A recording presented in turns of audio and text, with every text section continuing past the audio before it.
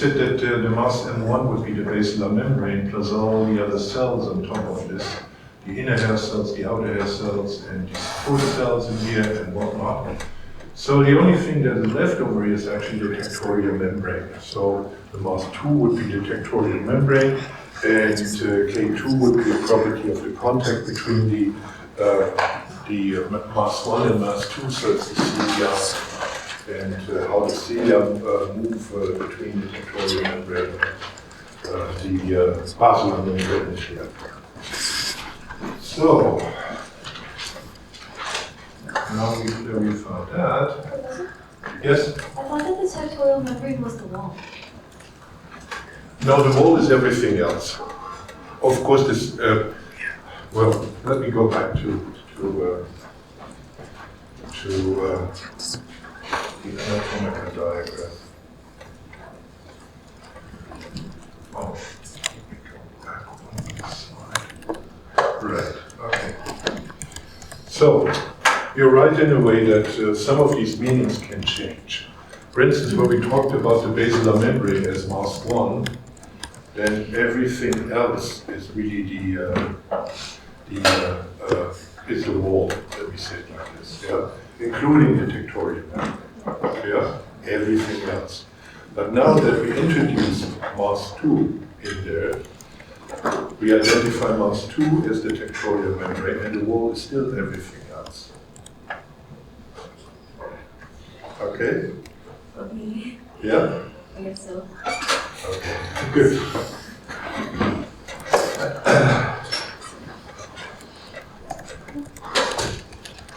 Okay, let me go back to. So in this model, what would represent the excitation of the inner hair cells? So you can describe this, write this up as an equation of formal rules. It's the difference, it's of course the difference by which this mass 1 wiggles. So it is the difference between x2 and x1, or how much the mass 1 wiggles against the mass 2. Yeah? That would be the excitation of the inner hair cells.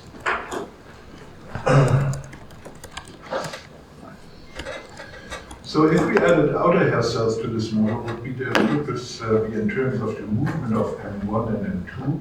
Please explain using your knowledge of auditory system physiology.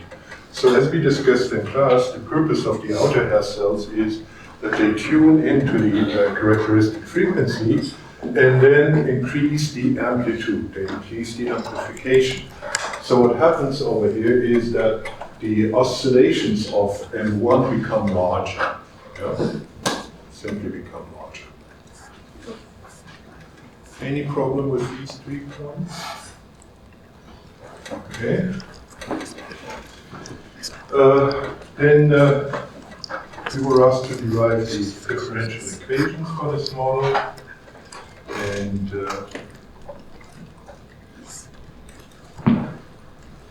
the first, if we just take a look at the first portion over here, then this is M1 dot x1 equals k1 plus x1. This is just the equation that we had before. So this is the equation that we got in this model here. Okay, this equation essentially. We derived from here.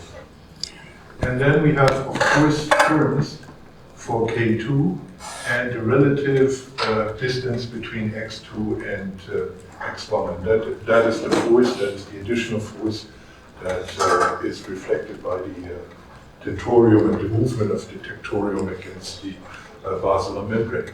And please be aware that, of course, if I look from the side of M1, the sign has to be positive, and if I look at the thing from x2, the sign has to be negative over here. Yes? Any question here? Good. How would you expect the value of K2 to change as you move along the length of the cochlea? Why not? So you have to give some justification. And here I learned something.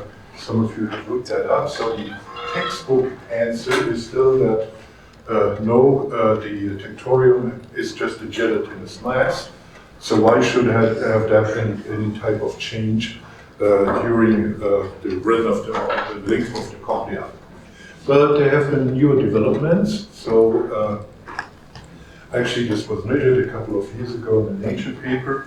And they found out that if you take the cross section of the tectorium, then the stiffness is not equal. So the stiffness is higher, essentially where they attach to the outer hair cells. And also it appears like that the stiffness also varies in the longitudinal area, which is interesting. So I accept both answers here because I didn't teach you that, but I will teach it next year, although it's a minor detail. It doesn't change that much in the end. Yeah? Okay. But of course you can always make the models more complex. And this is something that we will go over in the next lecture, where we will be discussing about modeling. You first start with a very simple model, like the model we discussed in class. And then you can make your model more and more and more and more complicated. And of course, whilst these equations here still are written with a fixed case, for instance, we already know that K1 is not the same across the whole membrane, so really we would have to write something like K1 of some dimension along the cochlea. But this makes the equations much more complicated to solve, especially if we have this equation system over here. And yes, you can do that, but it's just a little bit more complicated. Okay. Good. Each location along the cochlea has a different natural frequency. Explain what this means and which term describes this phenomenon. We discussed this a couple of times. At a given point of the cochlea, the basilar membrane will experience the greatest amplitude of vibration by forcing at the natural frequency.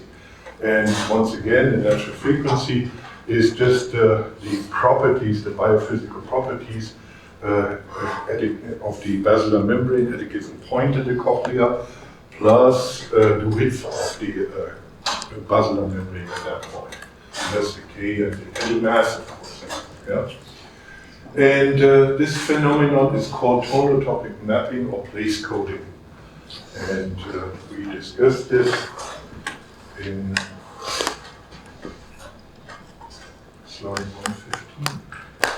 I'm not mistaken.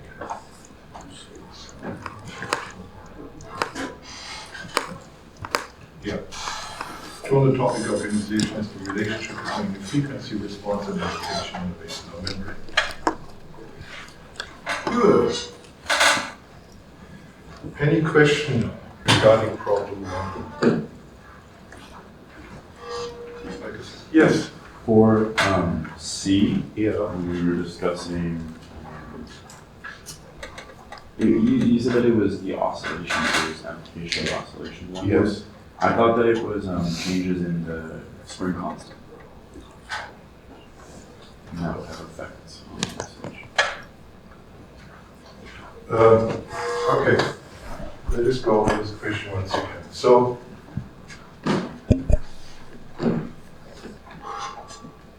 the question asked if we add outer hair cells to the model, what would their purpose be in terms of the movement of M1 and M2? And if we go back to our model over here, the fourth case now, then we derived this equation with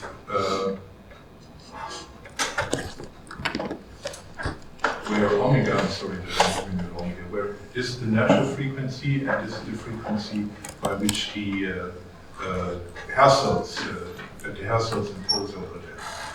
And omega is, as we defined over here, the natural frequency is defined by K over N. So we do not really change K over there. Yeah. So what is changed, of course, is that we now have a fourth case over there. So we have a second card that wiggles the whole system. And the mechanism works in a way that it amplifies us if I tune it towards that. Yeah? So the outer hair cells would be like if you added an M3? No, the outer hair cells are really a factor in M1. Oh. Yeah? I thought that outer hair cells was like a forced case. Yeah, it's a forced case. Was that not like M2 then? Well, let me say like this. The mass 2 is the tectorial. Yeah?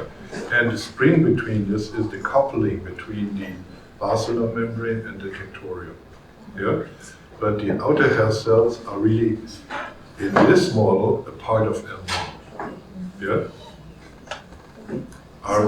But of course you could try to, let me say, further complicate the model by plugging out the outer hair cells, yeah, and the function of this. Yeah? So when the outer hair cells are doing that, they're changing the mass? Then for the Minimally, because you would plug out the outer hair cells from the basilar membrane. But that is in terms of mass, it's just a percent of it. Okay. Go back to the anatomy.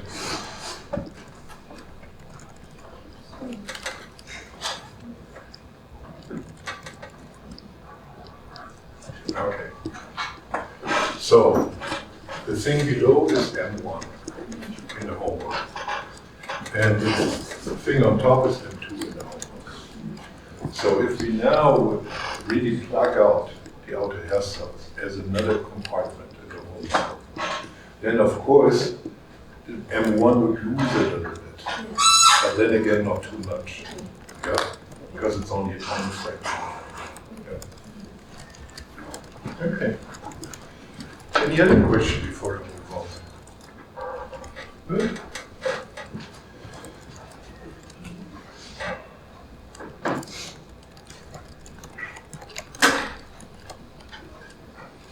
Okay, the tuning curves.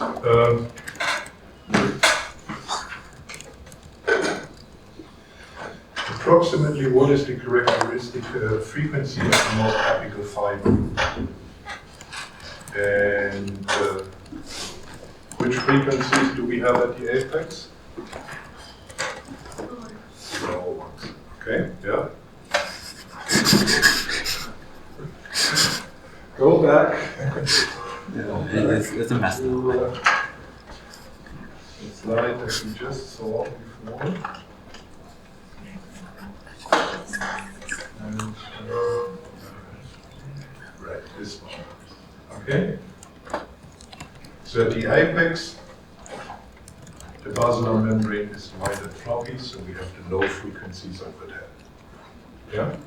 And the high frequencies are at the oval window. Right? Good. Going back here, now that we identified that we should have the lowest frequency neuron, in this diagram it is the black one in here, and the characteristic frequency is the frequency where you have the highest sensitivity. And okay, this is a log scale, so it's something like 300 or 400 hertz. Yeah? Okay. Any question here? Okay.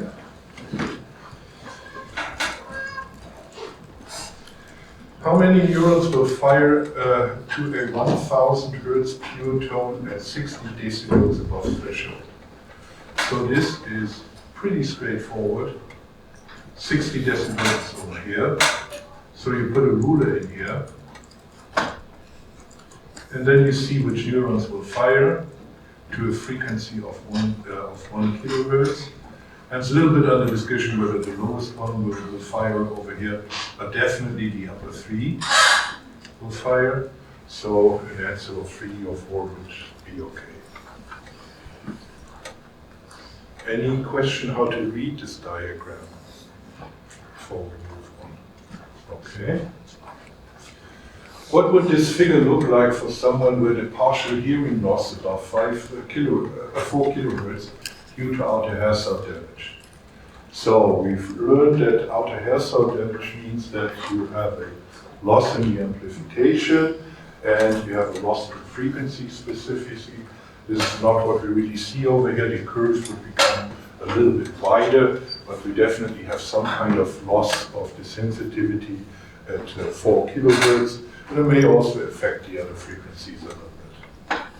And the tip of the tuning curve may also shift to a slightly lower characteristic frequency. Okay. Professor? Yeah. So I see that it's 4 kilohertz, right? Yeah. But then I assume the only one that would be major to change would be the blue curve. So I adjusted the blue curve. But on your figure, Yeah, it seems that you have some flexibility oh over yeah, okay. Just as long as you show that Yeah. my threshold intensity doesn't reach 0. there. Exactly. Okay, gotcha.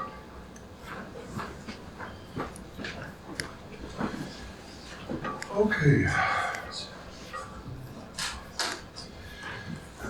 Why is the excitation pattern broader? Neurons are firing to low frequency at high frequency signals. So as you can see from this graph, that the tuning curve for the basal neurons is shallower to frequencies below the characteristic frequency than to frequencies above. So it's not symmetric. That is the point over here that you can see easily for the highest, for the neuron with the highest frequency. So that it's not a symmetric curve. And at sufficiently high intensities and low frequencies, so sound will activate many neurons with characteristic frequencies higher than the sound frequency, versus a high frequency sound will activate few neurons with the characteristic frequency lower than the sound frequency. So the reason for this is simply that the curves are not symmetric, but are a little bit more tuned out towards lower frequencies. Yes? Does this have something to do with the base being more stiff and then the apex being more floppy? Likely, I would say. Yeah. Likely, I would say. Yeah. And it's also clear that this just depends on energy, how many energy you pump into the whole system. Everything will vibrate. Yeah. Okay. What is the excitation? Why is the excitation pattern narrow? Fewer neurons are firing due to low intensity than high intensity sounds. So it's practically the same at low intensities, only neurons with characteristic frequencies near the frequency of the sound will fire, wherever at high frequencies, both neurons with characteristic frequencies near the sound frequency and neurons with characteristic frequencies away from the sound will fire. So that is simply, the reason for that is simply that these curves become broader and broader and broader the higher the intensity. Like I just said, you simply pump in more energy to the system. Yeah? Okay. Good. Any question about problem 2? So we move on. Good. And then we have problem 3. The energy experiment that we discussed last time. So here 6 stimuli are applied during the experiment as depicted above. What type of stimulus is this? Chemical, electrical, mechanical? And what is it applied to? Of course, it's an electric stimulus applied to the muscle, as we have discussed for all of these models in here. Define passive tension in the context of this experiment. It's the force exerted due to stretching the muscle with no electric stimulation. The corresponding slides where we have this are 312. Passive tension force exerted by muscle stretching. Look that up. By which mechanism is active tension generated in the muscle? So you should have that instead. So active tension is the additional force by activation of the stimulus. And as you heard before, this is due to the cross-bridge cycle. Any questions for these first 3? Okay. Like I said, the feet should be rather straightforward. How does the muscle length change for each successive stimulus? Increase, decrease, decrease the same. So the muscle length increases, the total length of the muscle increases. And we can see that the passive force increases for each stimulus, like a nonlinear spring. So this would be an equation for a nonlinear spring in here.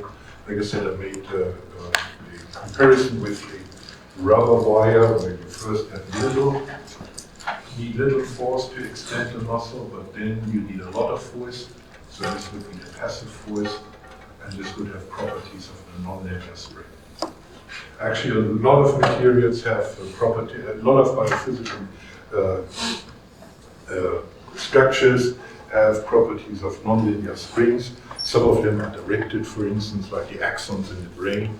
They have different, mostly if you go along the fiber or across the fiber. So, and of course, similar things are if you're in the muscle, as you know, the muscle fibers are also directed if you talk about skeletal muscle.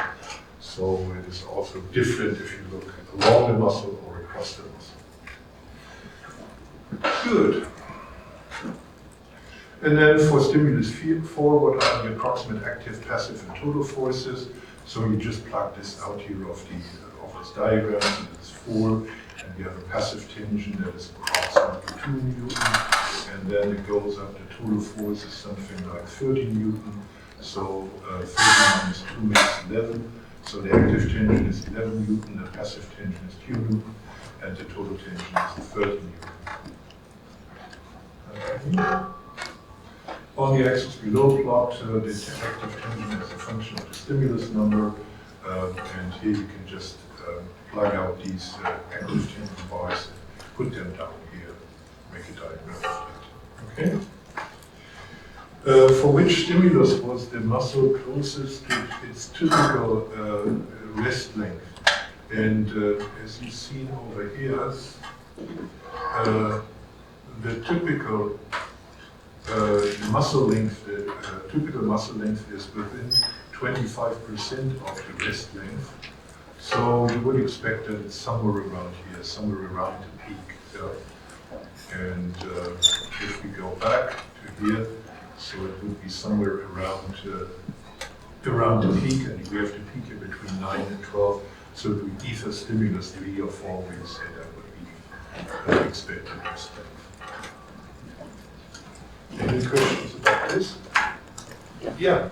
So the term of the typical resting, I thought is not well defined. So actually, like I also thought that the typical resting may refer to the resting refers which has no stretch.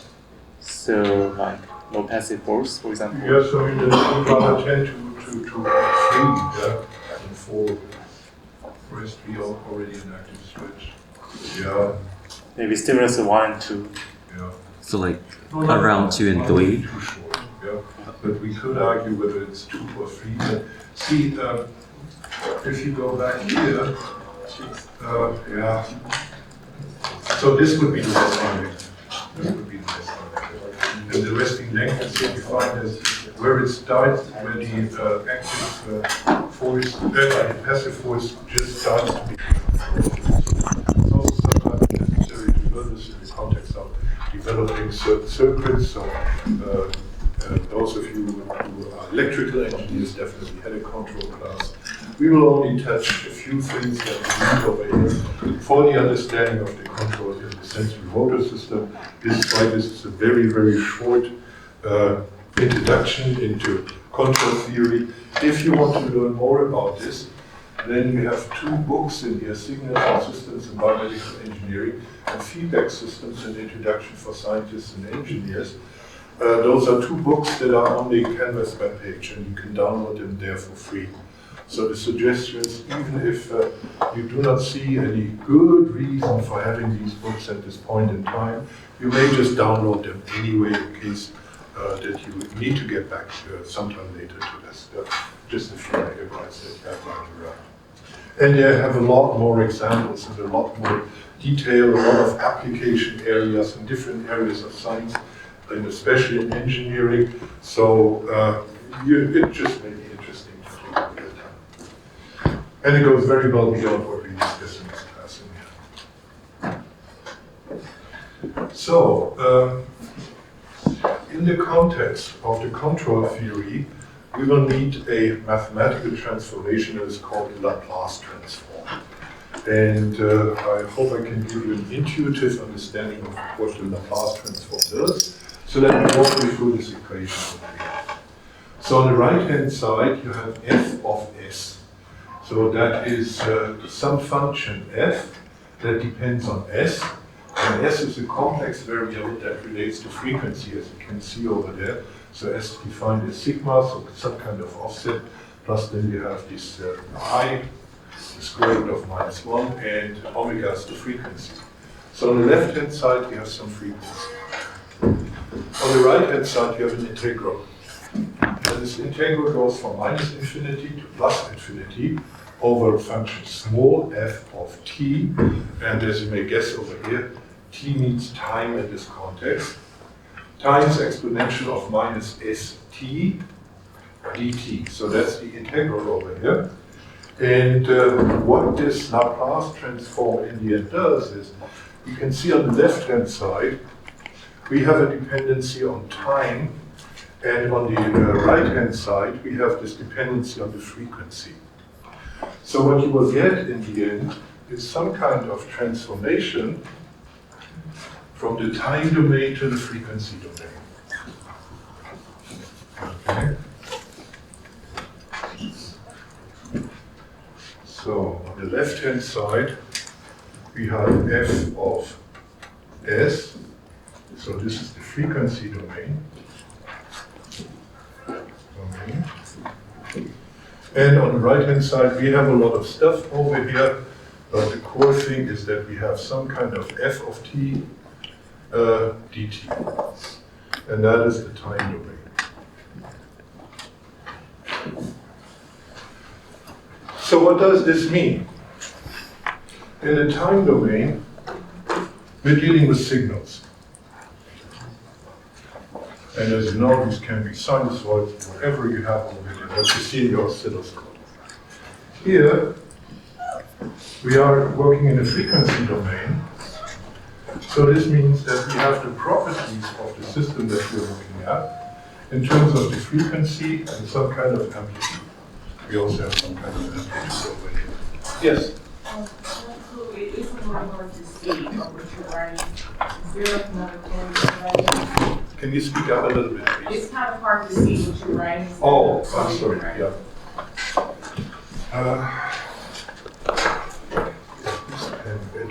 Damn, I can't see better. So this means f of s. Yeah? This is an integral, and here we have f of t and dt in here, like in the equation up there.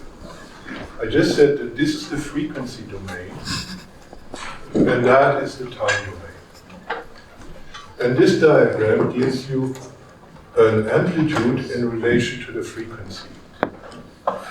And this diagram gives you an amplitude in relation to time. Okay? So where might you have seen this, for instance? If you buy loudspeakers, for instance, they give you such a diagram. They give you a diagram of the amplitude versus the frequency. And they will see that your earphones or something like this. They will see that your earphones do not produce any amplitude below, let me say, 20 hertz, or do not produce any amplitude above 20 kilohertz, and between them the curve is more or less equal in here. And here, you really have the frequency. So here you have a time-dependent signal. So these are just two different ways of seeing how a system behaves. So you can either take a look at an oscilloscope, for instance, at the time-dependent amplitudes that you get, or you can use this Laplace transform to determine the amplitude in relation to the frequency. Okay? And this is what the Laplace transform does. So now you will say, and this is why I brought up the Fourier transform, what is the difference between a Laplace transform and a Fourier transform? A Fourier transform is first of all very much the same like this Laplace transform, but it only works with real frequencies. So in this case you only have sigma plus omega. You do not have the imaginary frequencies in there. And what is the difference in the end? The difference in the end is that if you use a Fourier transform, so we have a signal. We have some kind of signal. And if I have a Fourier transform,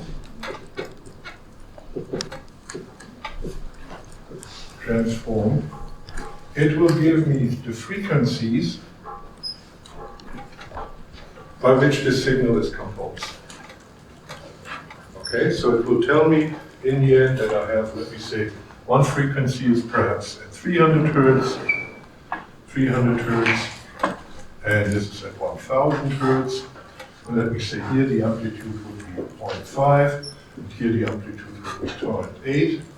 So my signal would be something like f of t equals 0.5 times sinus any kind of lambda 1, no, 300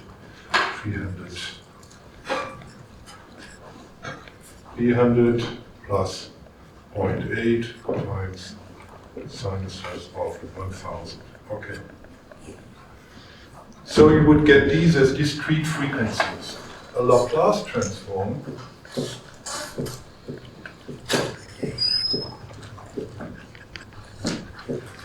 rather gives you, again, the amplitude versus the frequency, but as an analytic function. What does analytic function mean? You don't get this, but you get some kind of equation for the, some kind of polynomial, for instance, for the frequency response. Yes, please. What are the numbers at the bottom for the time? Is that 3 milliseconds and then 10 milliseconds, or? No, this is hertz. So 3 hertz and then 10 hertz? 300 and 1000. Okay. Yeah. But the numbers really do not matter. You just see the correspondence. Yeah. So here we always get the result of a Fourier transform will always be a mixture of sinusoidal and cosine terms. Yeah? Whereas the result of a Laplace transform will be an analytic function, as you will see on the next slides. It will be much clearer in a moment from now. Okay, one thing also that shouldn't confuse you is that we have, or I have written the Laplace transform as going from minus infinity to plus infinity. Some books call this the bilateral transform, and just have the standard Laplace transform going from 0 to plus infinity. It really doesn't matter for the purpose. Yeah? It should just not be wonder why some books you will find you going the integral from 0 to plus infinity. We simply want to integrate over all time, so from way back when to whenever it is, whenever it takes you, so from minus infinity to plus infinity. The symbol for the Laplace transform is this calligraphic L. And for the purpose of this class, I will always use these curly brackets for the Laplace transform. So the Laplace transform of the function f of t in the time domain will be a capital F in the frequency domain. And the inverse would go from the frequency domain, Laplace minus 1, to the time domain. Okay? So, the important intuitive thing that I would ask you to understand is that the Laplace transform will always give you a mixture of sinusoids and cosine terms, and the Laplace transform rather will give you an analytic function. So we'll see this in the next slide. Yes? So the Laplace transform also pulls out those frequencies that it's in those Yes, of course. But it's just the frequencies are now imaginary. Like that's the big difference. Yes, but of course we have an imaginary term in there, yeah? But the frequencies are real in the end. So I still don't really understand what the difference is. Like, it's still pulling out the frequencies that the signal is composed of, right? Yeah, right. So then what's the Yeah. difference? The difference is that for the Fourier transform, you only get a mixture of sinusoidal and cosine terms. Whereas here, you get as a result of the transformation a function. So it's like a more difficult original? No, you will give me a few minutes, okay? Yeah. But if anything is unclear, please come back to me, yeah? Okay. Now, I will show you some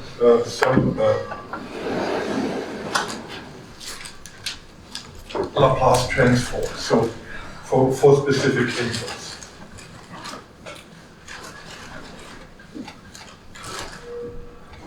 The first is the Laplace transform of an impulse. And for those of you who do not remember what an impulse is, it is something like this. It is if this is time point 0, so this time point is 0, and it's an infinitesimally small, let's use the pen again, it's an infinitesimally short pulse with a height of 1, and this is also called, very often symbolized by delta, or called Dirac function. So that is a short pulse, an infinitesimally short pulse, and the Laplace transform of such an impulse is simply 1. Which now means, in the frequency space, the amplitude will be the same for all frequencies. Yeah, this is what the 1 stands for. Now, the second Laplace transform that I want to show you is the Laplace transform for a step input. So step input, perhaps I should use a different color. It's a clearer perhaps. So here we have a very short pulse, and now I have a step response, and the step response goes at time point 0, from 0 to 1, and remains as 1. So this is time again, this is 0, and this is 1. So that would be a step function, and the step function is very typically represented by u, so this would be a step function. And now the frequency response, so the Laplace transform of the step function, the frequency response would look something like a hyperbola. So it's 1 over s.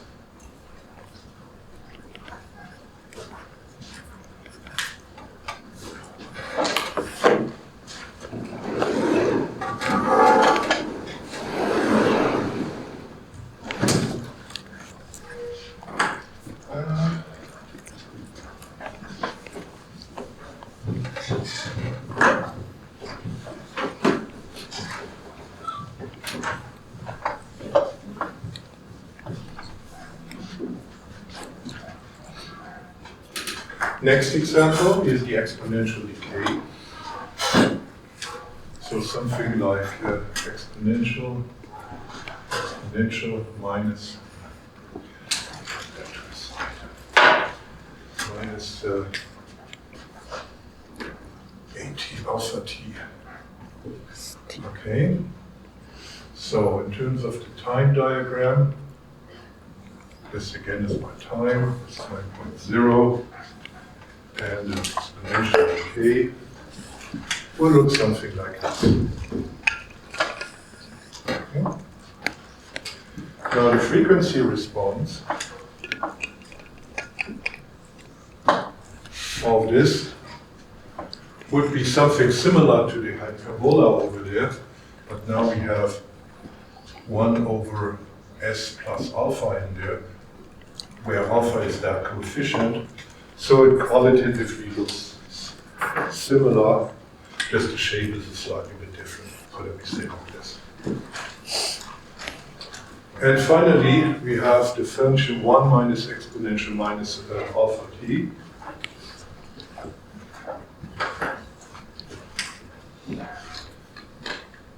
T 0. Now I have 1 over here. And the function looks something like this.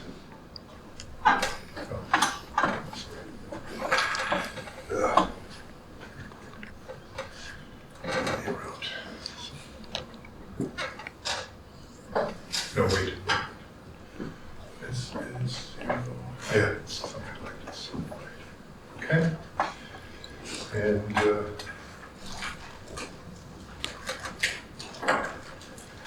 frequency response, yes,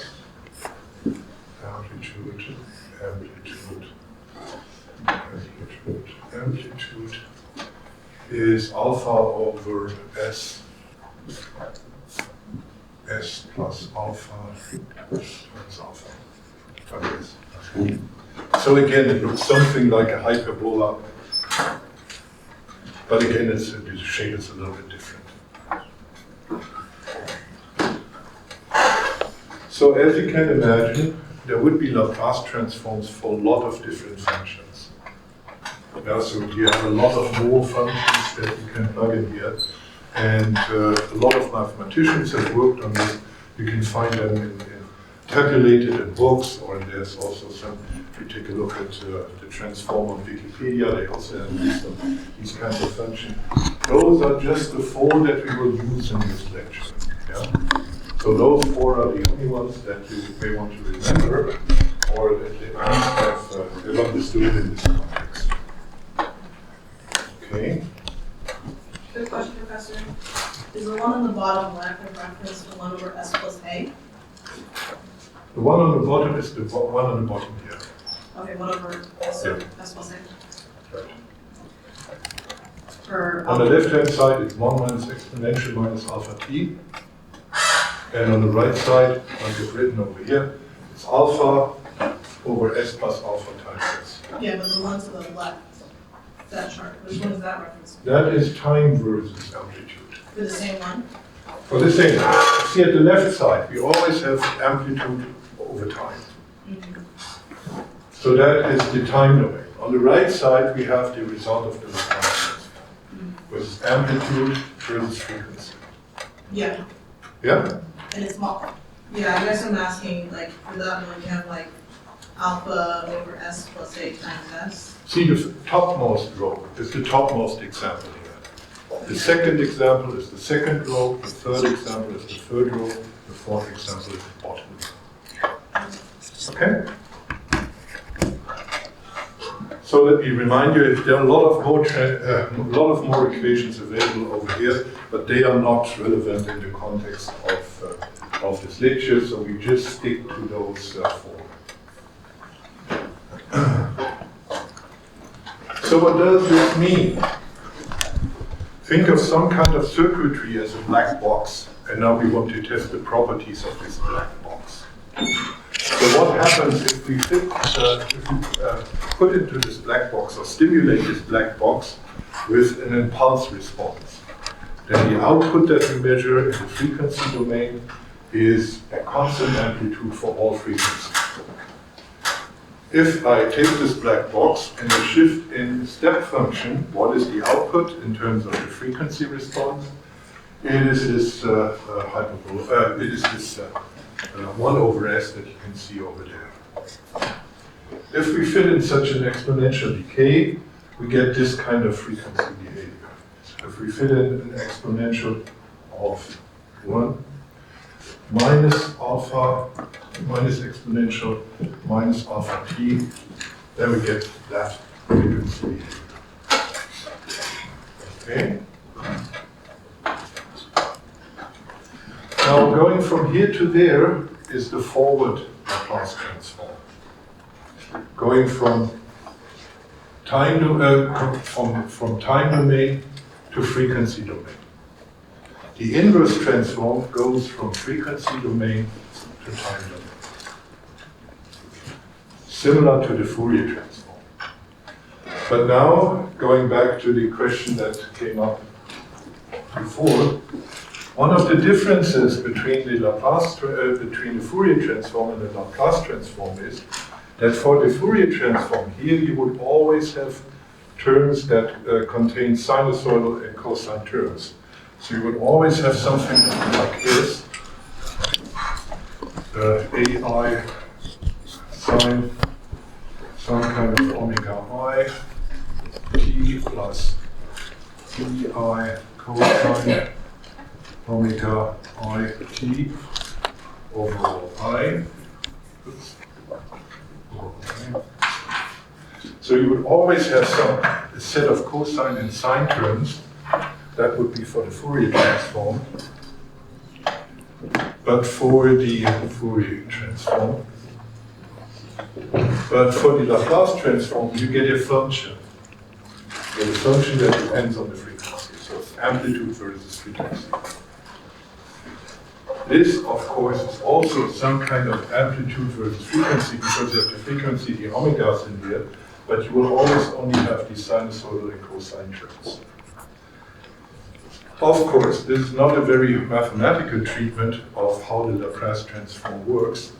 For the context of this lecture, it is not important.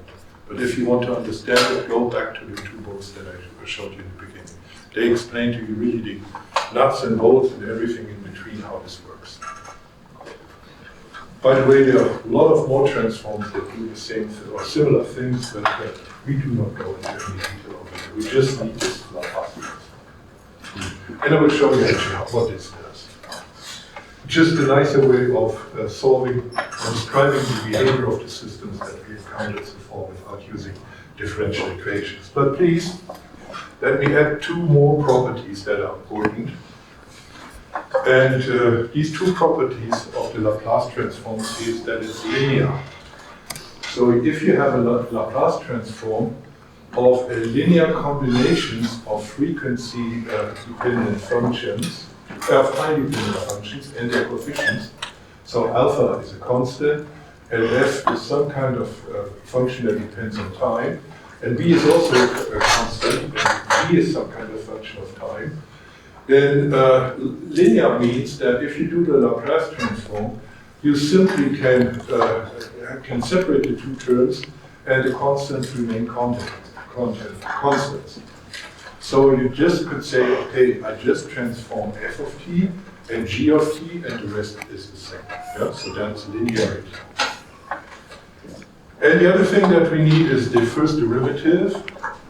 So if we have the Laplace transform of a time-dependent function and compute the first derivative with respect to time, then the result is just s times f of s, so the Laplace transform times s times the frequency, minus f of 0, and f of 0 is some initial condition at the time domain.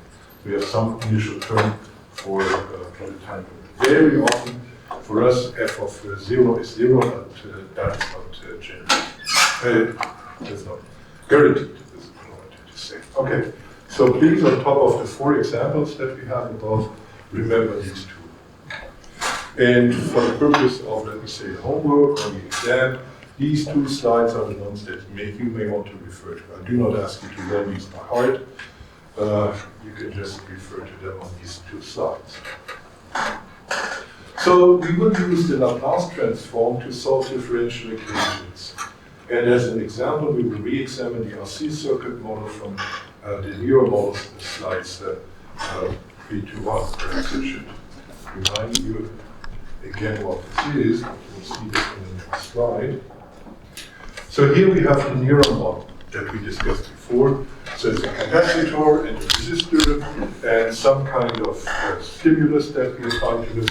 So this is the simple model without the battery and without any more components in there that we have. So this is the simplest model. And if you remember, we had this differential equation set up for the model where we have dVm by dt. So that is the membrane potential measured against ground, plus 1 over Rc times Vm equals I, that is the current, divided by the capacitance over it. So that was the differential equation that we developed. Perhaps I should anyway link back to this. Bring up the slide again.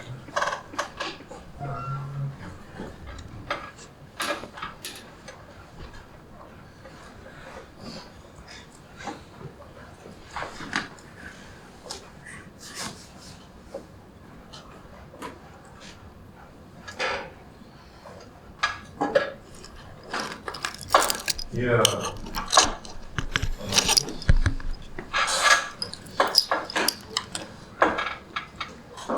And then we use this whole context that you hopefully will remember in order to derive this equation that you see over here and solve it in the end. And this was already a slide. This was the simple one, right? and where we use this integrating factor and the multiplication here, product rule and whatnot to solve this equation. So this was really a little bit involved. And I will now show you how we can do this much simpler using the Laplace transform. Let me first go over the next two slides, and then I will draw this on the whiteboard. So this is the differential equation, and I will now use the Laplace transform to solve this equation. So I simply take the Laplace transform on both sides, as it is in the second equation over there, which now yields, for the differential term, it's s times f of t, which becomes f of s, sorry, plus the other term just gets transformed into the time domain. And on the right-hand side, I now have 1 over the capacitance times I in the frequency domain. And like I said, for v of 0, we very often set 0 in here.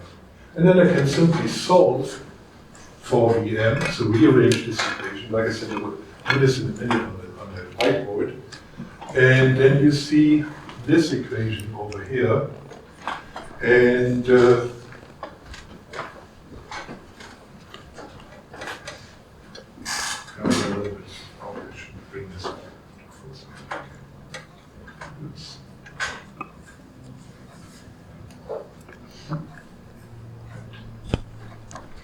And this is now simply the so-called transfer function, the transfer function of the system. And this transfer function simply means that I have now my circuit model in here. This is the black box that I described as the black box before. And I can input some kind of pulse, some kind of input stimulus that I want to apply over there. And I get my amplitude as a function of frequency over there. So depending on a certain input stimulus, I can get some amplitude versus frequency behavior out of the system. And that is the frequency response. And that is all I want to know in this context. Like I said, I will derive this in a minute. So now, if I apply to the system a specific pulse over here, what do I get on output?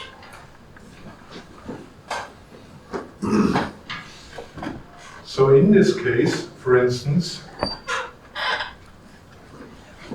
if I apply a Dirac impulse, so if my I of t is delta of t, then this corresponds to my I of s is 1. Let's set it there, top right corner. So I simply insert I of s into this equation over here, and I get this response for my membrane potential in terms of the frequency over there. And now I can compare this with the different expressions I get here for the expressions over here. So this is just 1, and this is 1 over s.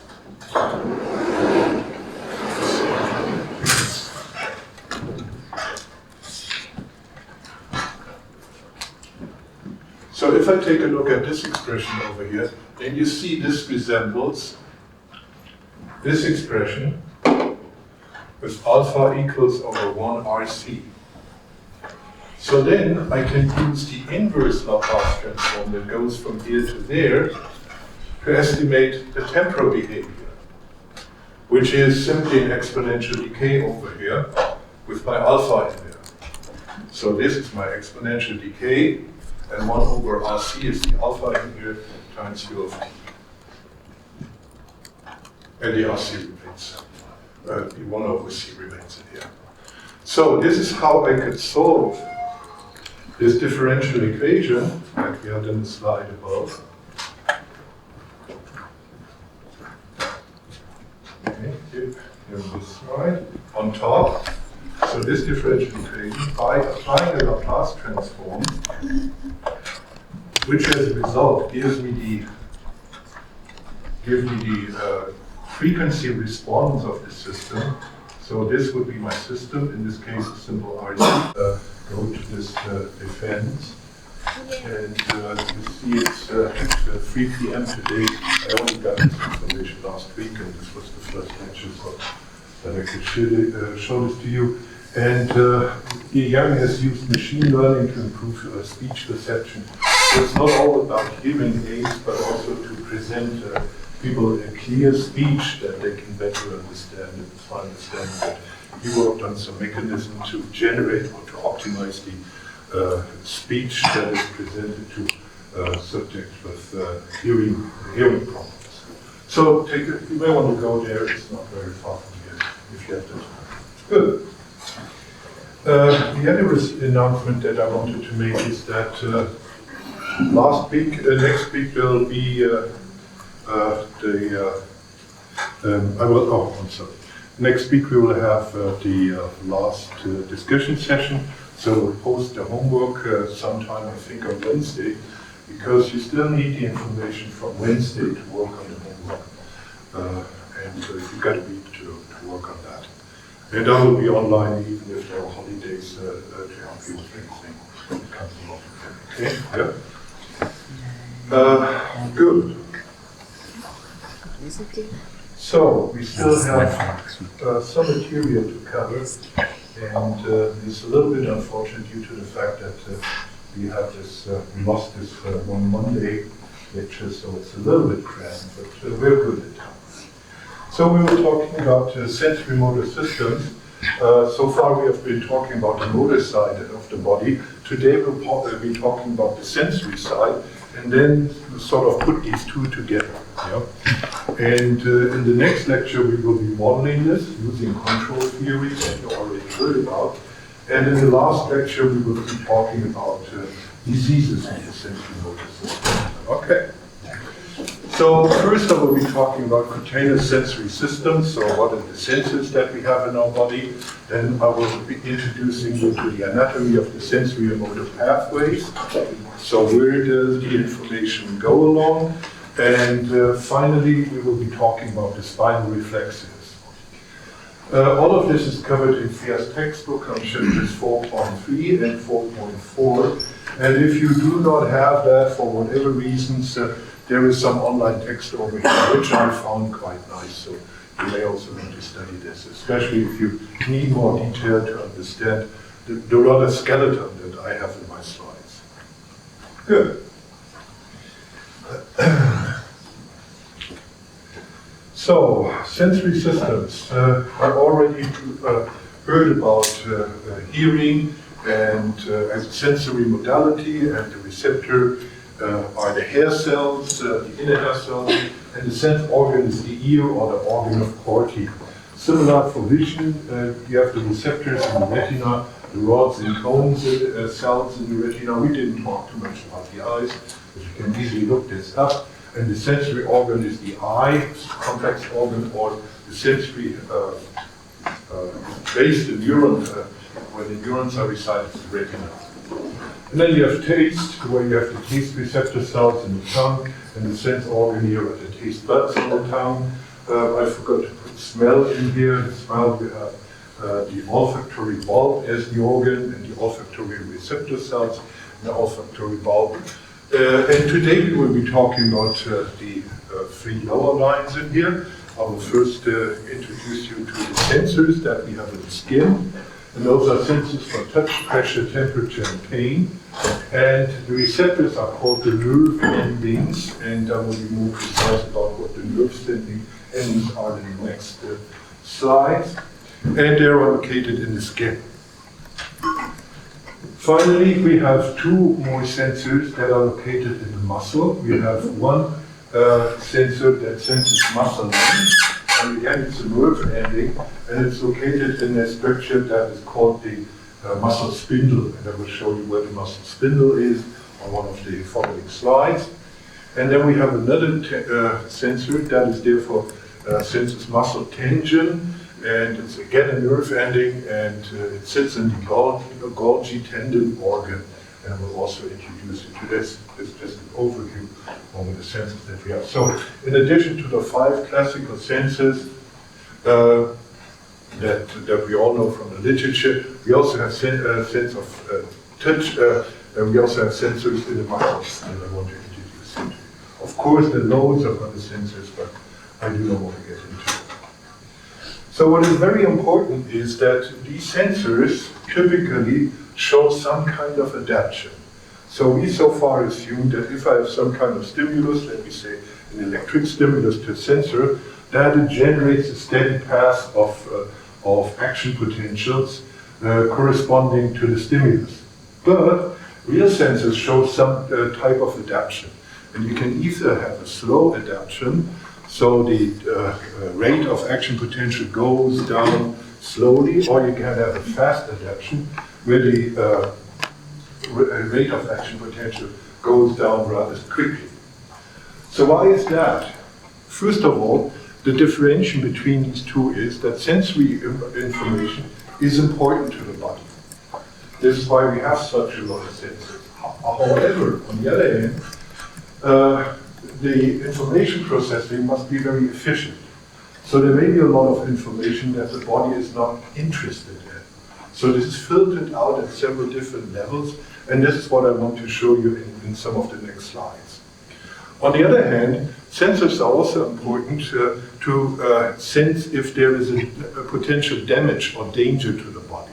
So that something is in danger to be parts of the body destroyed, burned, intoxicated by chemicals, whatever. And this is something that should not adapt. Yeah?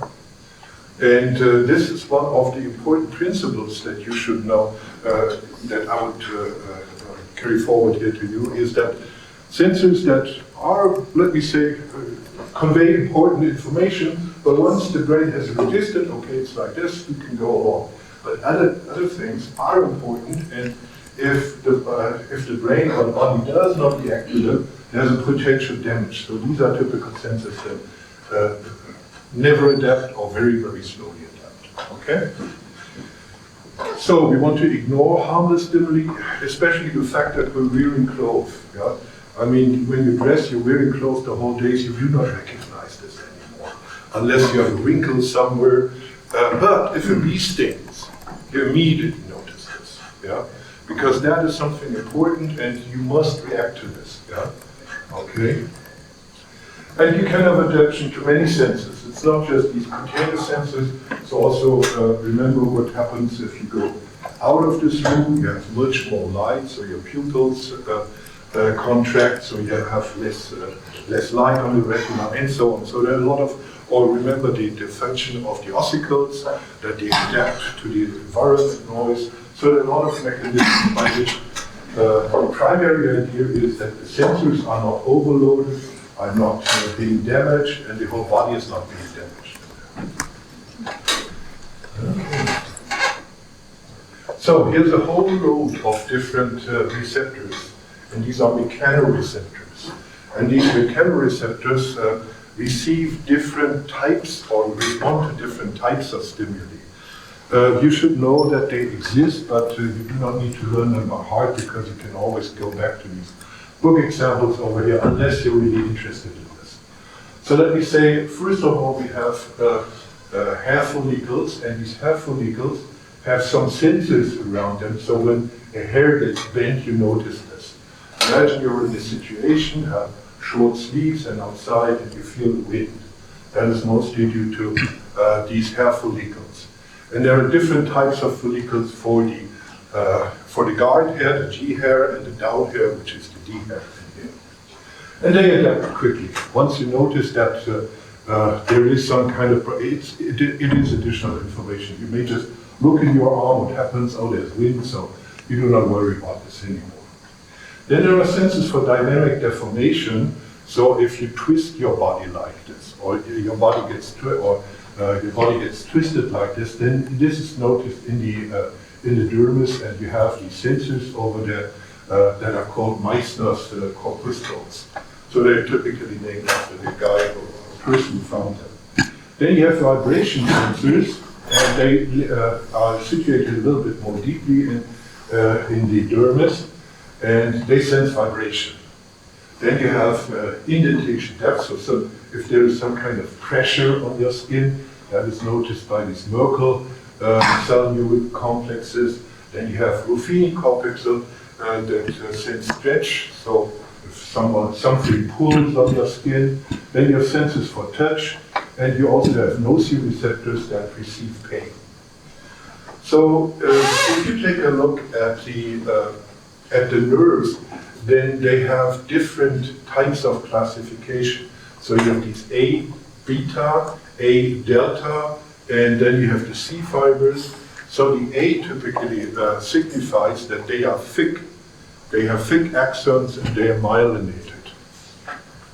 What does that mean, thick axons, myelinated, in terms of properties of the axon?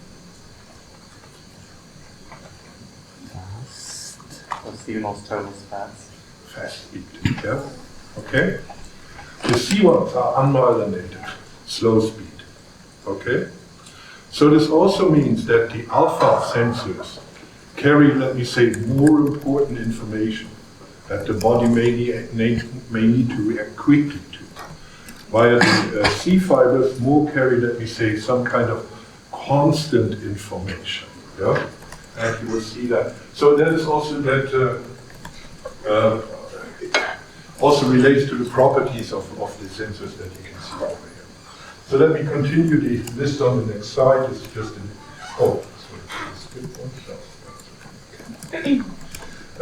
yes, and you see the word-free nerve endings over here. So you see that some of these sensors are really sensors that are some kind of structures indicated over here, but you also see in terms of these C fiber LTMs and these nociceptors that they have free nerve endings. Those are simply open dendrites. So these are dendrites that end somewhere in the layers of the skin, and they react to anything like, let me say, pain, if they get altered, or chemical spills or things like this. So any change in the local environment will be sensed and perpetuated. Okay, one more sensor is the receptors for temperature and pain. So you have thermoreceptors, and these thermoreceptors sense either warm or cold. So you have two types of thermoreceptors. And they typically have a phasic response. So whenever the temperature change, they fire quickly, but they also have a tonic response that senses the overall temperature. So imagine if you go into the bathtub or into a shower and you sense the warm water, you have a phasic response because there's a temperature change, but after a while it is just your ambient temperature, so then you have a tonic response that just informs you that you're in warm water over there. Same comes out, similar things come up when you leave the bathtub or leave the shower, then it's colder, so the cold receptors fire, and after some time you just have a tonic response that senses the overall temperature. And of course they adapt rather quickly. And then you have the nociceptors that sense pain. And as you saw above, we have alpha fibers, and these alpha delta are large myelinated fibers and fast, and they are there for sharp localized pain. So if a bee stings you, this is first of all the first response. You have a violation of your skin, yeah? You have a sting, and this is noticed as a localized sharp pain. But then you also have the C fibers, which are unmyelinated fibers firing after some time, and this is the typical dull pain that you know once you come back, let me say, from the dentist and the anesthesia goes away. You typically do not have a sharp pain anymore, but rather dull pain. Or let me say, once you have a wound, you first of all have this sharp pain, so the sensors tell you that there is a violation of your body, but once it is healing, you rather feel it diffuse and dull pain in there. Okay? So that is just a long-term information from the body to the brain saying, okay, something is still not okay in that area. Okay? So the alpha fibers are the A fibers are the large myelinated and fast fibers. They must carry this information immediately because it's important. And the C fibers are rather, let me say, slow conducting and rather send something that is not okay for a longer period of time. Yeah. What was the difference between the alpha beta fibers and then the alpha beta? Oh, I don't know, and it's not very relevant for this. But they are definitely differences in the anatomical structure of these fibers. Yeah. When I say large, this also varies. Yeah. Professor, I also have a question. Yeah. So in the previous slides, the three nerves are unmyelinated, right? You said. The C fibers are unmyelinated. And also, like the bottom of the previous slides, he's also said the three nerve is also unmyelinated. So, yeah, in the bottom. So, but why do they adapt quickly, although they are unmyelinated? For touch, they adapt quickly. Yeah. So Because if I shake your hand, it's not, you're not in danger. But for the others, for the mechanical receptors, if you have an injury, they do not adapt. so the adaptation and the myelation is not related. No. It is rather, let me say that if you want the sensory information to get to the brain quickly, you need an A fiber. If you don't care so much, you need a C fiber. You take a C fiber. It's also that the C fibers have a smaller diameter, so you can pack more of them. Yeah? So in principle, it would be more efficient to have a lot of C fibers. Yeah? But if you want to use an A fiber, you have the idea that you must get it quickly on that. Yeah? Okay. Good.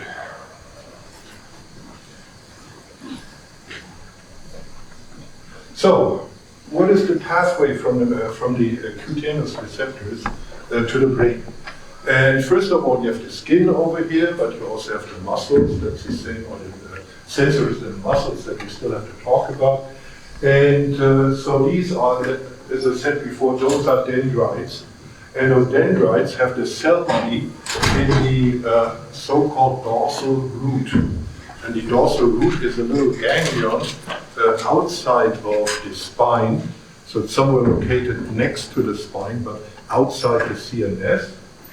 And then the other axon goes inside the spine, and one portion stays on the root level of that spinal cord, and another one goes up to through the so-called dorsal column. Dorsal column means it's on the back of the spine. So it goes up the dorsal column right to the so-called dorsal column nuclei, and there the first axon ends. So you can say that from down to here, to up to this level in the medulla, you have the same neuron. So they have a total axon length of about 1 meter or so. Yeah?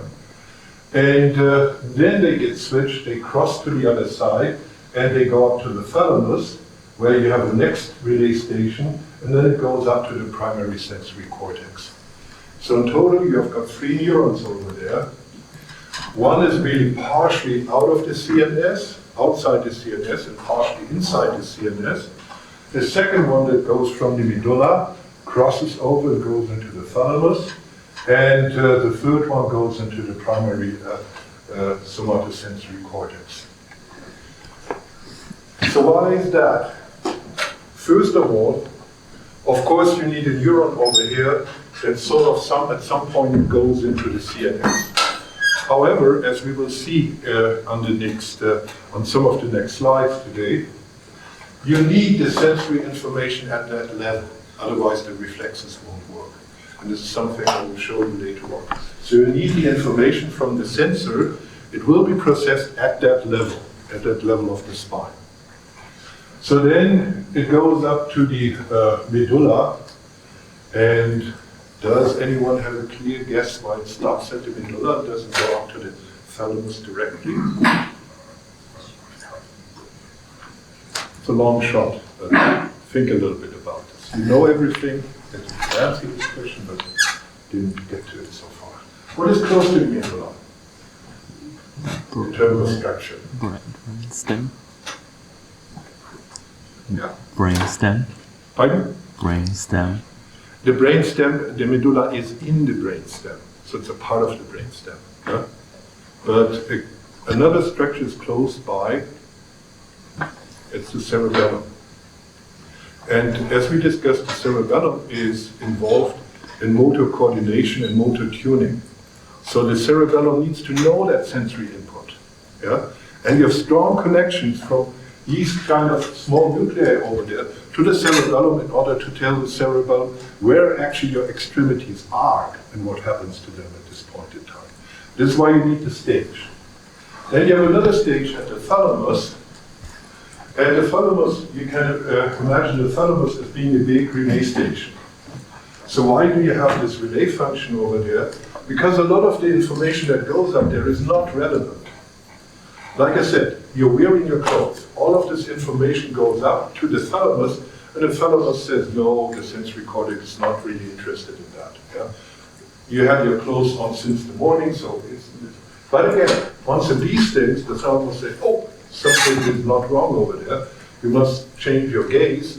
So the thalamus says, okay, take a look at your arm and see what's happening over there. Yeah? And of course, then the information also goes up to the sensory cortex. Yeah?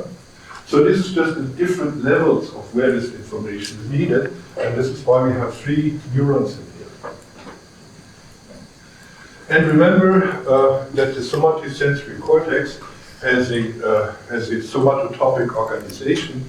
So along the length of the sensory cortex, you have representations for the mouth, lips, face, hand, body, feet, and so on. So they go along, and so you really can see that it's like a cable bundle that goes down into the spine.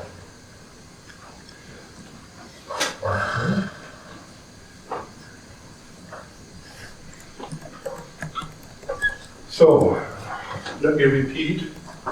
The cell body of the first neuron is located in the dorsal root, in the back, and it's outside the CNS. And it's a ganglion, so it's a clump of cells, of neurons, let me say it like this. And then it goes with another axon into the level, into the, we'll see these areas in a minute. It remains on the level of that spine, and another one going up in the dorsal column, and then it gets switched over to the thalamus and to the somatosensory cortex. And it crosses at the medulla level, so it changes the side, left to right and right to left. Okay, so then, any questions about this? Okay, then let me go over to the motor pathway. And if you remember, the motor pathway has a similar somatotopic organization, like the sensory cortex. And again, in the same way. So imagine you have a valley, and on one side of the mountain slope you have the sensory areas, and on the other side of the mountain slope you have the motor areas. And they match. So the field that senses, let me say, touch in the hand corresponds to the other side of this valley, where you have the motor neurons that coordinate the muscles. So you have very short connections between the sensory side and the motor side, and vice versa. And then you have the axons going down, because now it's an efferent information, and it goes on the ventral side, so on the anterior side of your spine. The sensory information goes in the back, the motor information goes in the front, and it goes down, again crosses at the medulla level in a structure called the pyramids, and then runs down your spine into along the anterior corticospinal tract, again in the frontal portion of the spine, to cells here in the spinal cord. So here you have the first axon ends, and then you have another motor neuron that goes out here, and this motor neuron activates the muscle. So you only have 2 neurons on the motor side. Why is that? So why don't we stop at, for the sensory side at the thalamus, and why don't we stop at the medulla level, where we could relay that information into the cerebellum? Because that information was already collected and processed before the motor cortex got activated. So all of the decisions about which muscles to activate at which time point, they have already been decided, coordinated with the cerebellum, and programmed. So here you have a kind of code that runs more or less automatically. So it doesn't need to be controlled again at this level. You can directly execute this. You have the control path on the input, so on the efferent side, and on the efferent side you find out whether you actually moved your arm or you need to activate your muscles more in order to move a heavy load. So you have the control back on the sensory side. And this is something that is important principle, and you will see this in the next lecture when we're modeling this, where this kind of sensory information is important. So because this information is already available by the time we decide to move or to activate our motor cortex, this signal can go right through down to the spinal cord. And again, as you might get, it gets controlled again and weighted out again at the level of the spinal cord. So this is why we have the first axon down here at the level of the spinal level where this muscle is activated. And then we have another motor neuron that goes out on the ventral side to the muscle.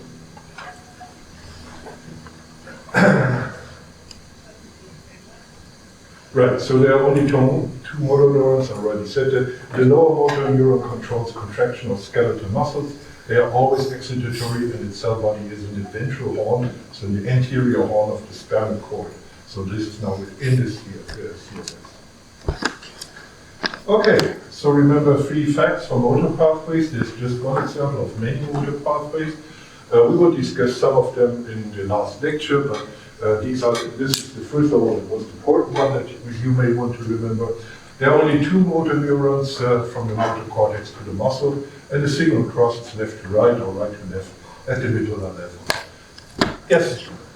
So just to clarify, are you saying that when the neurons go from like the skin to the brain, it has to go through like the cerebellum, but when it goes back down, it just goes straight down the medullum? Yes. Yeah. Okay. So it also like bypass the hypothalamus? Or sorry, the Yes, because see, everything, once you activate your motor cortex, it is considered important. And it has been agreed upon in the whole brain, let me say it like this. Yeah? But once the information comes up from the sensors, it must be processed at several different levels. First of all, at the spinal level, then it must be coordinated with the cerebellum, and then filtered out potentially in the thalamus before it gets sent in the sensory cortex.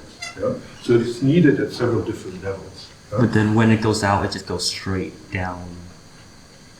The muscle information. Yes, like the afferent, like the The from the first brain. motor neuron starts, has its cell body in the motor cortex, and the axon is down there at the spinal level. Yeah? So it's one long neuron. Yeah? Wait, so could you just repeat? So it goes from the motor cortex down to the spinal level, and then from the spinal level to the muscle? And then you have a second neuron. Yeah, that's the Yeah. second one.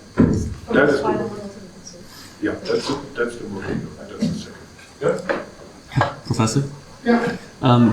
Sorry, from the ganglion neuron, so does it send information up and also from the spine down to the muscle? Can you repeat? For the ganglion cells, because Yeah. from the drawing from 2-1, there's like a part where it goes into the spine, but then there's also like, I think some axon going from the spine down into the muscle. You're talking about this branch over here. Yes. Okay. like I said before, the sensory information is also needed at the spinal level.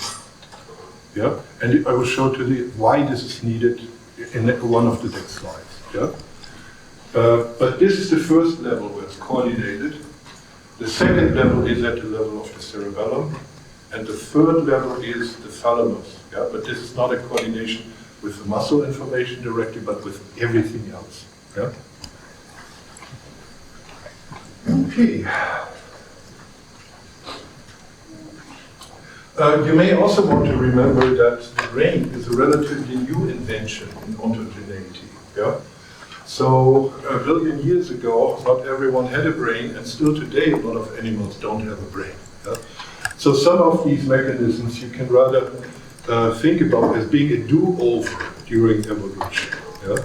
So for instance, the idea of having a thalamus is relatively recent, yeah? And all these upper things, these brainy kind of things, are just a do-over over these simple mechanisms. All animals have these, that are vertebrates, have the spinal processing over there, and the more recent ones have the cerebellar processing. Yeah? So think of this also in terms of complexity, yeah? And complexity, how we react to certain stimuli. And of course the capacity to process all these things. So, right. Here again, to make the picture complete, we have a cross-section of the spinal cord, and the upper portion is the dorsal portion, so it's the back, and the lower portion is the ventral portion, so it's the front. And you can see you have the dorsal root ganglion, that we perhaps mark this with the mouse. So this is the dorsal root ganglion. Here we have the cells, the cell bodies of the afferent information. So it goes into the dorsal root and goes in here and has a synapse over here. But another synapse runs up to the medulla level. And here we have the cell bodies of the motor neurons. They are in the anterior portion and they exit to the ventral root, the anterior portion, and go towards the muscles. Now here you see a little bit of a crossing. And don't be confused by this crossing. You have two outgoing nerves at each spinal level. One nerve goes to the back, and of course it contains a mixture of sensory and motor information, so it contains both. And you have another nerve that goes to the front, that goes to the muscles and the corresponding part in the skin. So there's two fibers or two nerves that go out, and one to the back and one to the front. And they carry mixed information. Okay. So, now we will be talking about spinal reflexes. And the spinal reflexes are sort of the lowest level of motor control. It's also one of the oldest levels of motor control. And it's simply an integration of the sense, it's the first level of integration of the sensory and motor information. Yeah? And this information, this integration takes place at the spinal cord level. Yeah? So this is why, according to your question, we need the afferent information, the sensory information, at the spinal level.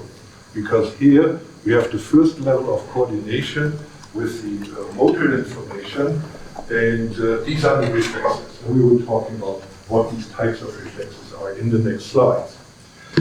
Be aware that this kind of coordination at the spinal level does not include the brain at all, because it happens down here.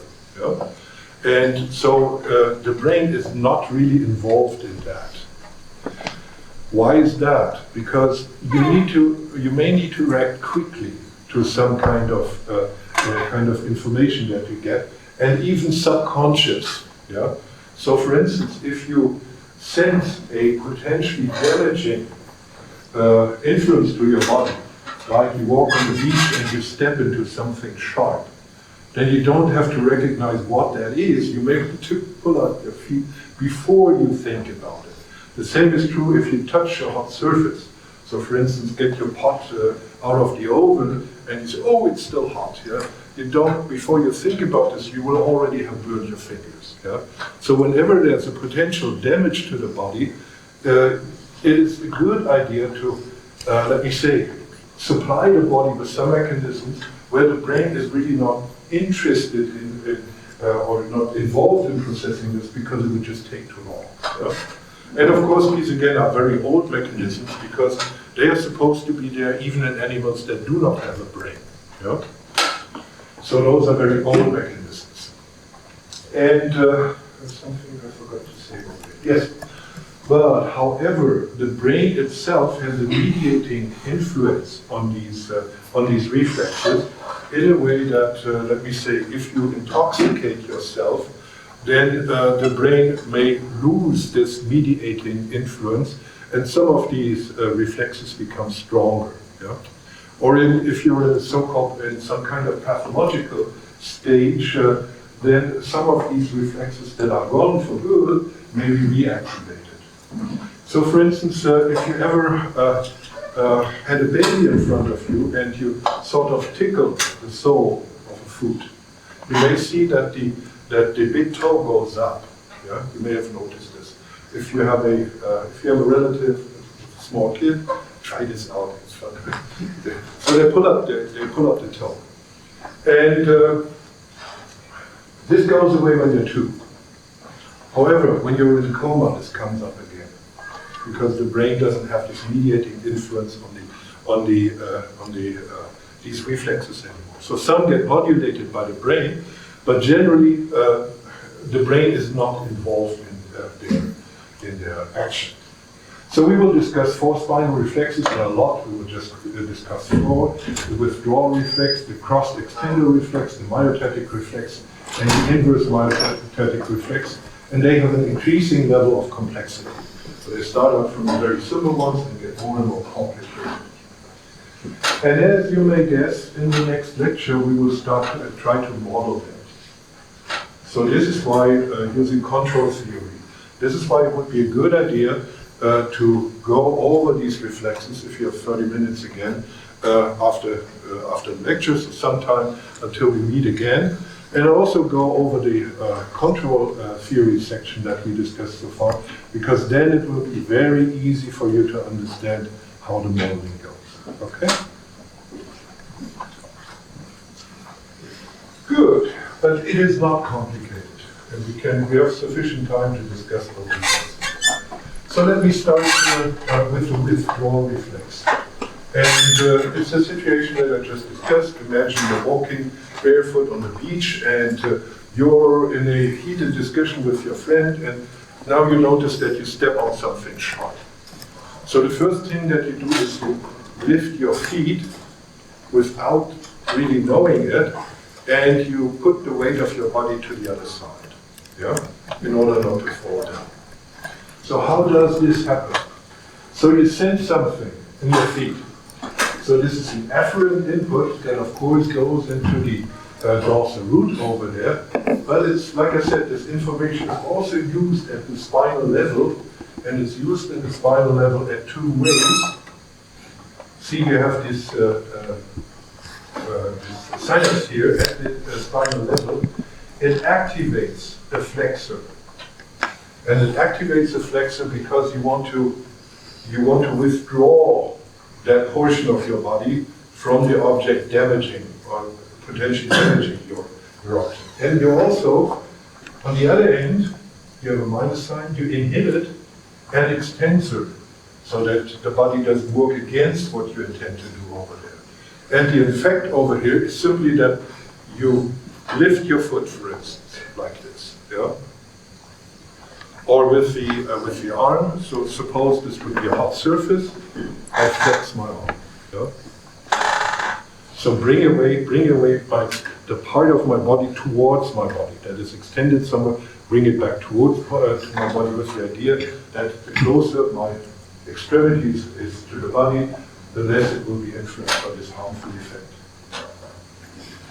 And of course, this is information that is computed, relayed at the spinal level.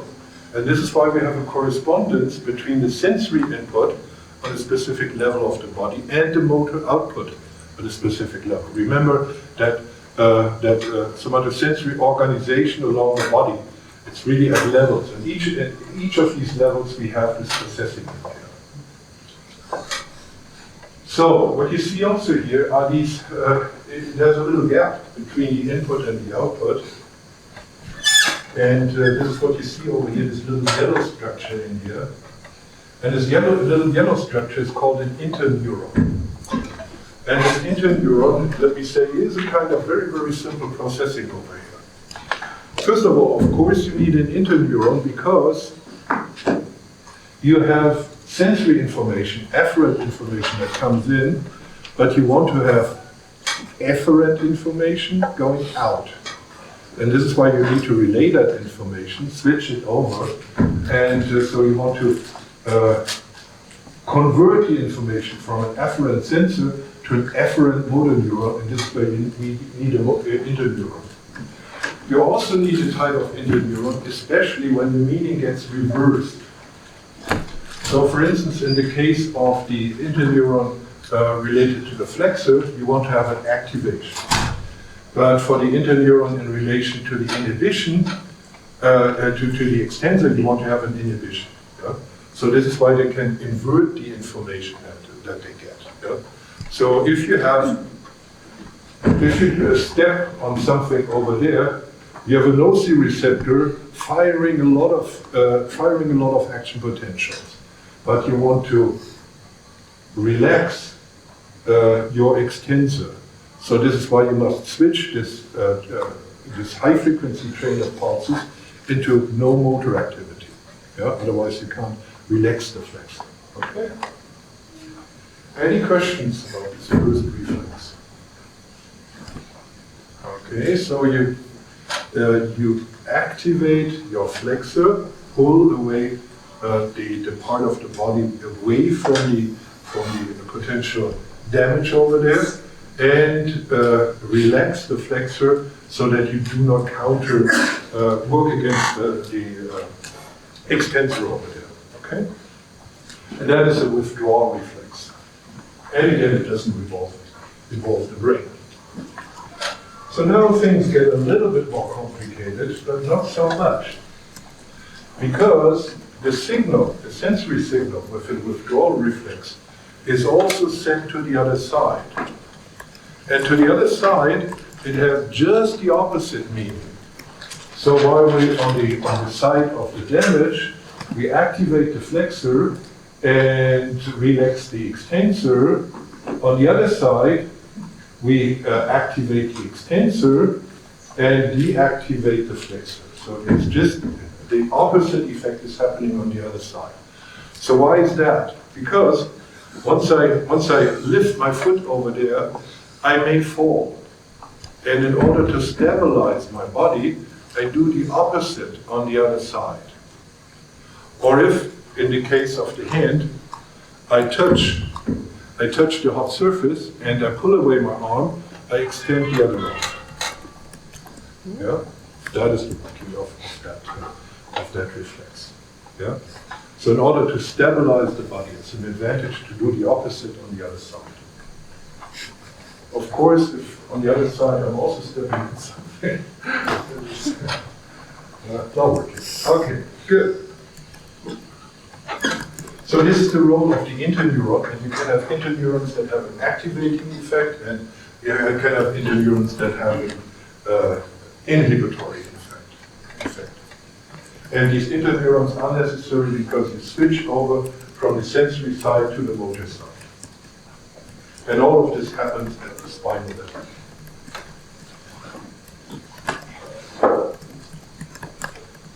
Okay, we will discuss two more reflexes, but in order to discuss these two more reflexes, I will have to introduce you to sensors that are located in the muscle.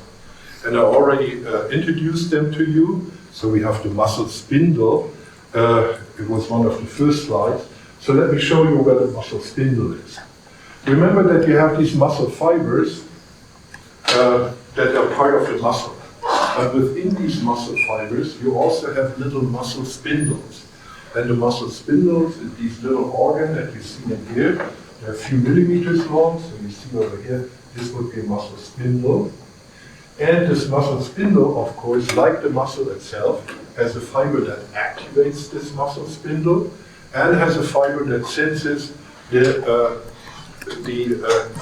length of the fiber. So you have motor information going there and sensory information going back from there. And these are really interspersed into the muscle at various locations, and they sense any changes that happens to the muscle. And we will learn now how this actually happens.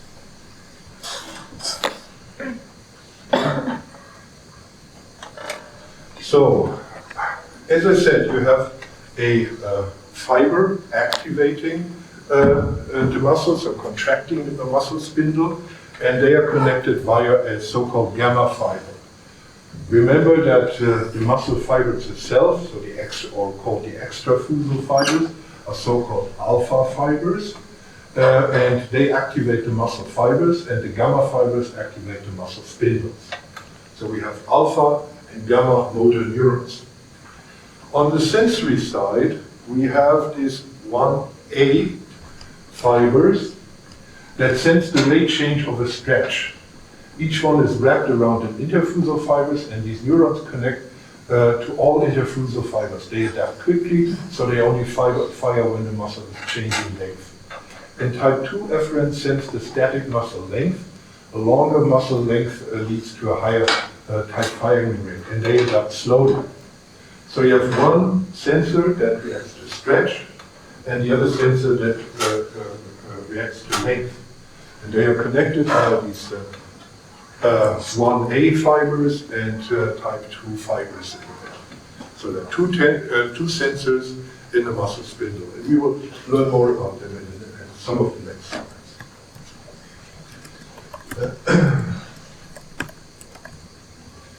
What is important to understand here is that so far we have been just talking about the big motor neurons that contract the muscle fibers. But in order to work properly, we also must activate the muscle spindles. So, and this is what people call the alpha-gamma co-activation. So while you activate your muscle, the big muscle via the alpha fibers, you must also activate the gamma fibers in order to contract the muscle spindles. If this were not the case, so let me say if we don't have this gamma activation, then the muscle spindle would just lose its slack and would not be tuned to the muscle anymore. So it would not sense the muscle correctly anymore. And this is why the muscle spindle must be activated in the same way like the muscle itself, so that the sensory side can work correctly. And where did we have seen this before? If you remember the cooperation of the inner hair cells and the outer hair cells, then you say that then you learned that this is a mechanism which increases the sensitivity. So this might be the reason that we do not have this kind of fibers directly located on the muscles, which would mean that as in the organ of Corti, we would have a mixture of the inner hair cells and outer hair cells, but now we have a way of a tuning mechanism. So understand that the roles of these muscle fibers, it is the same or similar to what we have with the outer hair cells. Yeah? Because the outer hair cells can now provide an active mechanism to tune to the change of the muscle, the big muscle itself, and thereby the senses work more efficiently. They have a higher sensitivity and a higher specificity. And this may be the reason why these fibers, these efferents, are not located in the muscle directly. Because you have, again, such a tuning mechanism. Good. Now that we know this, let me introduce you to the next reflex, which is the myotatic reflex. And the most widely known example of the myotatic reflex is the knee jerk reflex. So when I put a patient like this on a table, like this, I take my reflex hammer and activate and give a small bump onto the tendon over here. And what happens is that the foot extends here. Yeah? So the quadriceps contracts and the knee extends. And that's the knee jerk reflex.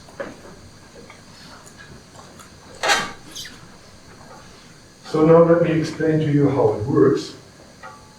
So you have the patellar ligament, which is this tendon over here, and it is connected to the quadriceps muscle that will stretch when it's sensed by the spindles. So one afferent neuron is wrapped around the spindle and senses the rate change due to the muscle length. And an axon connects via the ventral horn to an excitatory synapse, that is the number 1 over there, and the quadriceps contracts.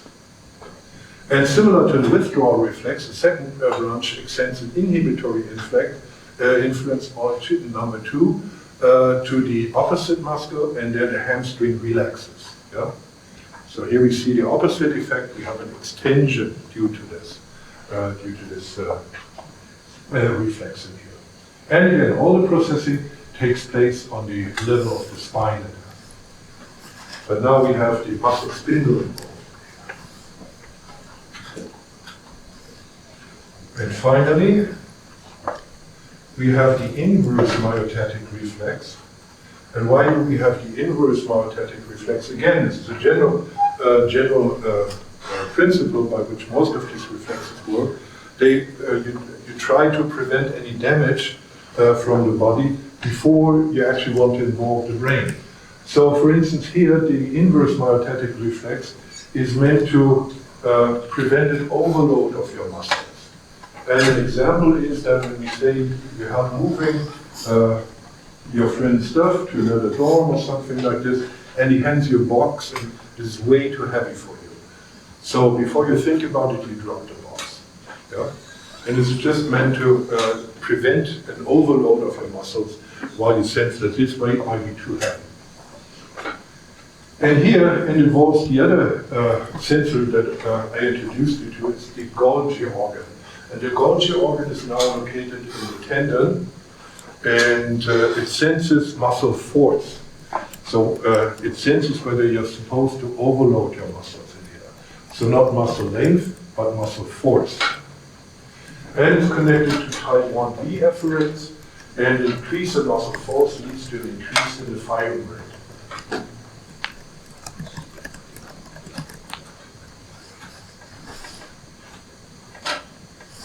So again, what happens? We have the Golgi organ 1, that is connected via the I1B efferent neuron and enters the spinal root via the dorsal root, so it's a sensory information, and it now is connected to the motor information. So we need an inhibitory neuron because we want to relax the muscle, we want to prevent an overload. So we want to save the muscle from getting overload, working against that load. We just extend our arms and let the load go. So this is why we need a motor neuron that goes to the same muscle. So here we have an effect on the same muscle again. And the Golgi organ also connects to an excitatory interneuron that activates the motor neuron of the antagonist muscle, because we do not want to counteract this effect on the antagonistic muscle over there. So the effect is that I simply drop the load or drop the body down here in order to prevent an overload. So that is the inverse myotatic reflex.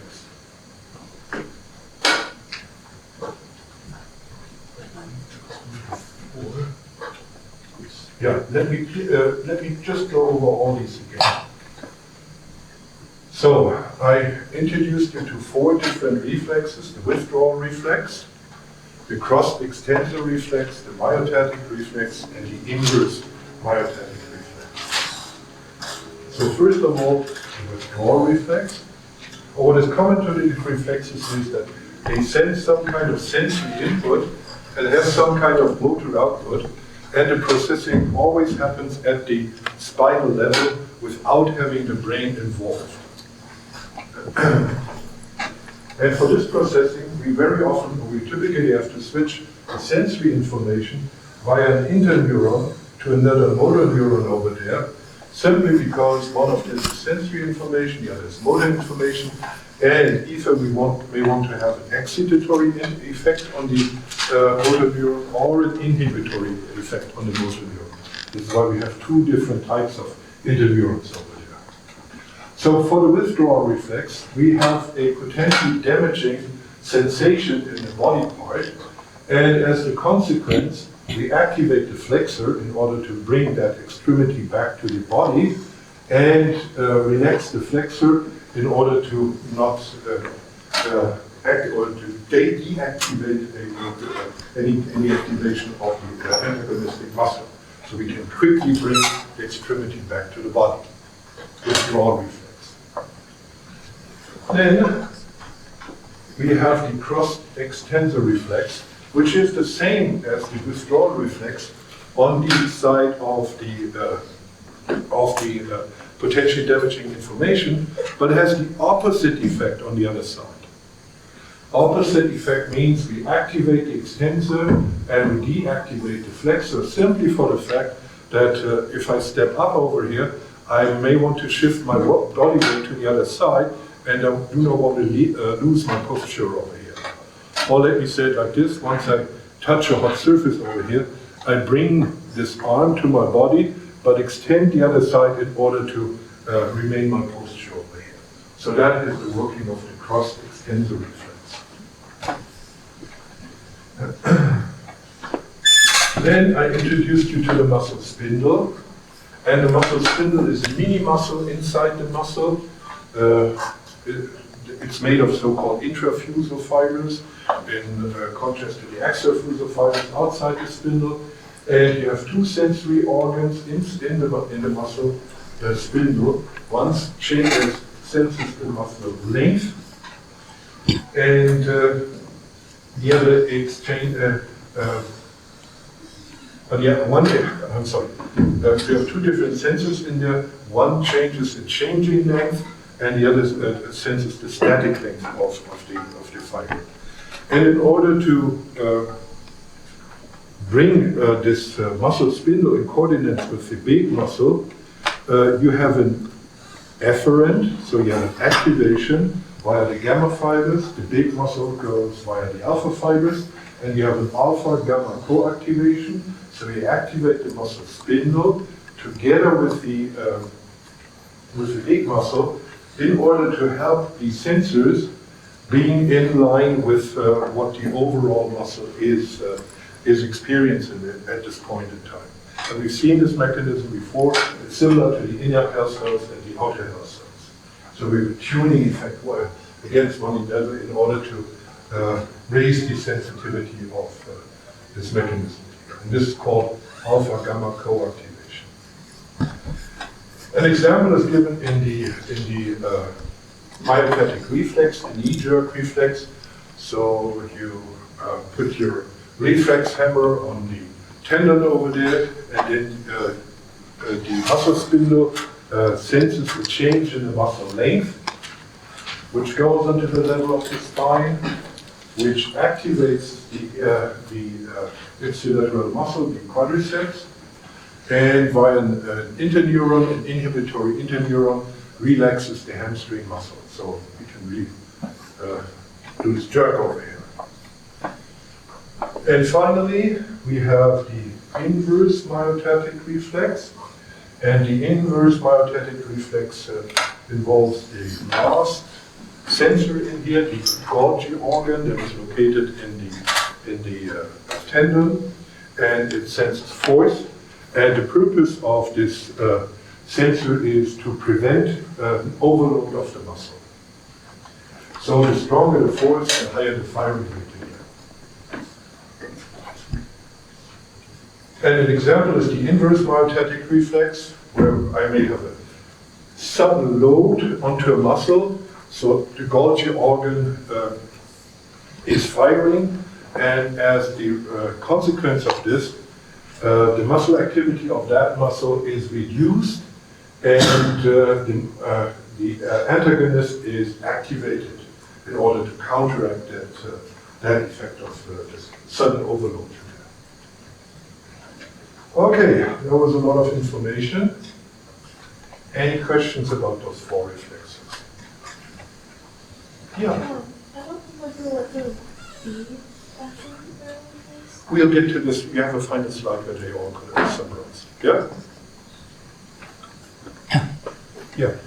So for the myotatic and the inverse myotatic reflexes, Yeah. since the Golgi organ also sense the force when you have like the myotatic reflexes, how come it It is doesn't? my understanding that the Golgi organ has, let me say, a higher level of activation. So it's not simply involved in all kinds of changes to the tendons, but just if it gets dangerous. Yeah? So it just like require a higher Right, signal. a higher level of load. Yeah? So let us play through what happens in these different scenarios. So the first scenario is that you have a passive stretch.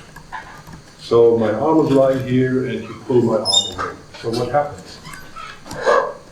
The muscle lengthens, is extended, but there's no motor activity. So the motor neurons don't fire, you pull my arm away, you are in the force in it. And the type 2 efferent senses static length, a change in the static length, so shows an increase in activity. So the 2 efferent from the muscle spindle changes activity. And the 1A efferent in the spindle also senses a length rate change, so shows a transient change in rate. I explained to you that this is not they adapt quickly, so they just sense some kind of change. And because there's no force, the type 1B efferent in the Golgi organ shows no activity. There's no real force in it. Yeah. So now, I activate my muscle. And when I activate my muscle, the muscle shortens in this case.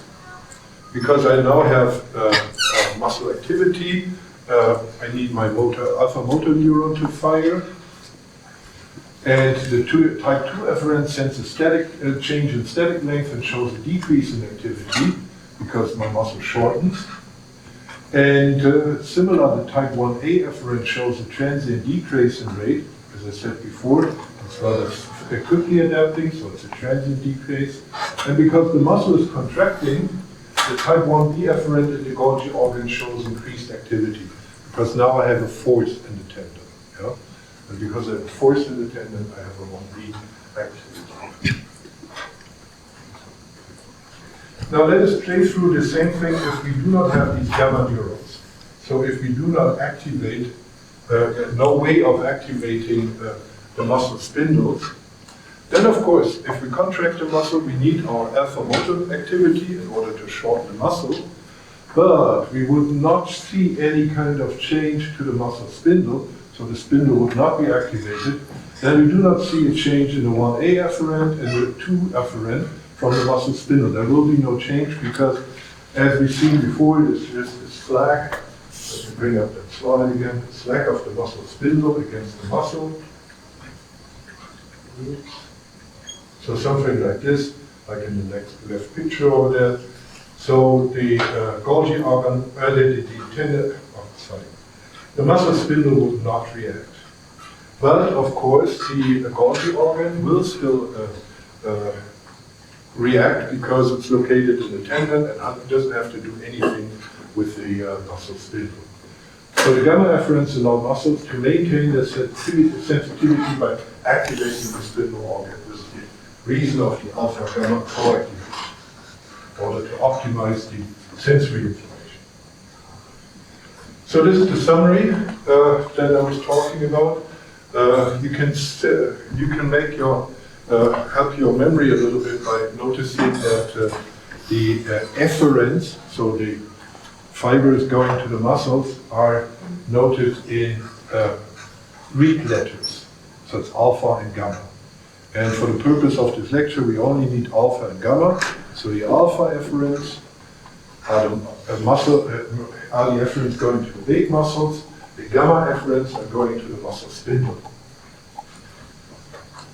And the alpha efferents, they generate force, muscle force, and the gamma efferent controls the spindle length. And then the sensory side, so the afferent side, has Roman numerals plus a letter attached to them that differentiate the different types, but that is not so much relevant for the purpose of our lecture. But you will see it in the literature and you should roughly know where it comes from. So we have the 1A afferent, they come from the muscle spindle, and they sense the muscle length. And then we have the 1B afferent, that come from the Golgi tendon organ, they sense muscle tension. And finally we have the type 2 afferent, that come from the muscle spindle, and they sense position, so the overall aesthetic length. So you simply have different sensors, and now we have a rough understanding how these different sensors work together with different muscle groups to generate involuntary movement, so it's the lowest level of muscle control. And this lowest level of muscle control is typically needed in order to prevent the body from being damaged. You know? And this is why this is an old mechanism, not a genetically old mechanism. And it's highly organized. As you see, it's always organized at the spinal level. So these spinal levels do not interact with each other, but operate separately from each other. And so this idea of the segmental organization of a body is very, very old, and it's still built into our body in here, because this is repeated at each level of the spine. And again, the brain is not involved because these are just much, much faster, react much, much faster than with having the brain involved in here. And going back to your question in the beginning, of course, it's typically that myelinated fibers are integrated in here, because then you only get the speed of the response. Yeah? Because, let me say, still if I have something in my foot, the signal needs to travel up to my spinal level, so it's about a meter, and at 100 meters per second conduction, it is 10 milliseconds. But if this were a C-type fiber, it would take a second. Yeah? It's too long. Yeah? And of course, this is again an evolutionary advantage to prevent the body from being harmed in here. Okay. I think that was the last slide for today. Yes. There was a lot of information. I'm a little bit sorry that I had to rush through this, but we still have some minutes to discuss it. So if you have any questions, think about it. Like I said, the next step will be to introduce you to the idea of a control theory, and then we will be modeling these reflexes. Yeah? And that is the topic of the next lecture. We'll have sufficient time to go over more detail in there, because of course this information is relevant for your final homework and also potentially important for the final exam and for your future life. Yeah? But other than that, if there are no questions, I thank you for your attention and see you back on the next lecture. Well, we've already gone over the first couple of slides, so I will do this a little bit more quickly unless you want me to stop at any point and explain any details to you. But the whole block is comprised of an introduction to control systems. That's what we will be doing today. And we will try to start modeling the neuromuscular reflexes.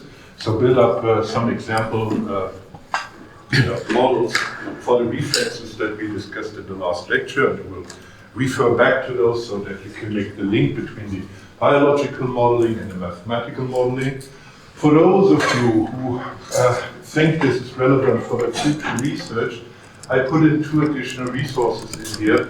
You can download them for free. They are on the web page, and if you want to know more about this kind of area, so for instance, if you want to join the teams of Dr. Nenadic and are working in rehabilitation, like in the work of Dr. Regensmeyer, then it may be a good idea to look better into this, or if you're generally interested in control systems. So like I said, the context of building robots and building exoskeletons, but also a lot of other stuff, so that might be useful to you. Or if you really want to go into this area, then there are a couple of classes, especially in electrical engineering, where you can delve deep into this field. But this is not what we want to do over here, or have to do over here. I already explained the Laplace transform to you and said that it's similar to the Fourier transform. And while the Fourier both transforms go from time to frequency domain.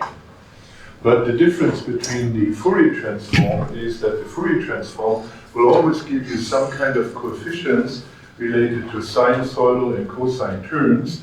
So instead of more or less discrete frequencies in there, the Laplace transform will give you an analytic equation for the frequency domain, which we will see again in a few minutes.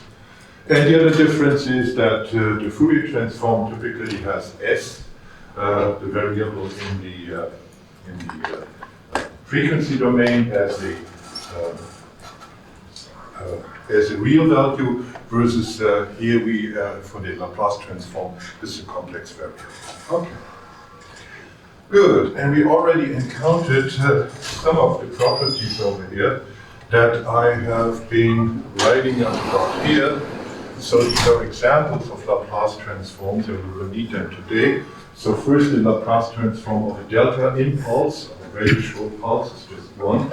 The Laplace transform of a unit step function at t equals 0 is 1 over s, and the Laplace transform of an exponential decay, exponential minus alpha t, is 1 over s plus alpha. And 1 minus exponential decay finally, oh there's a bracket missing, is alpha divided by s plus alpha plus 1. You don't have to copy these, you have them on your slide, you just put them up here because we will need them later today.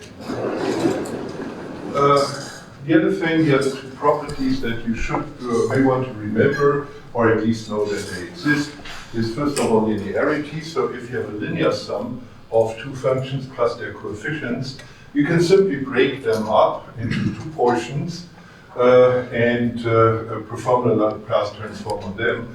So this, for instance, in the temporal domain becomes a times f of s in the frequency domain plus b plus g of s also in the frequency domain.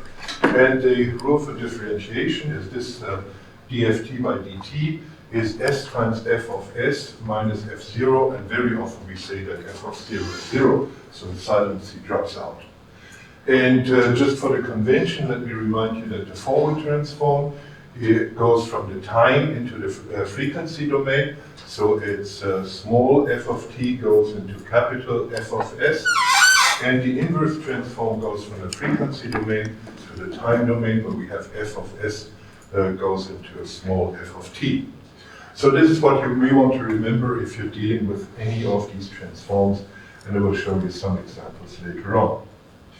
And as an example how to work with the Laplace transform, I brought again up this example of the RC circuit in order to show you that we now can solve the properties of this RC circuit without having to integrate it. So on top you see the equation that we derived, the differential equation that we derived for the RC circuit. You can go back into the neuron block, it's something like chapter 3 or so where we did this.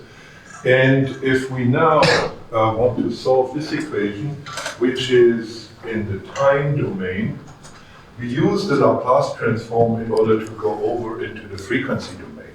So this is written in the second line over there, so we take the Laplace transform of the whole equation, and then we resolve those different terms. For instance, we apply, the first step, we apply a Laplace transform to the left side, and we apply a Laplace transform to the right side separately.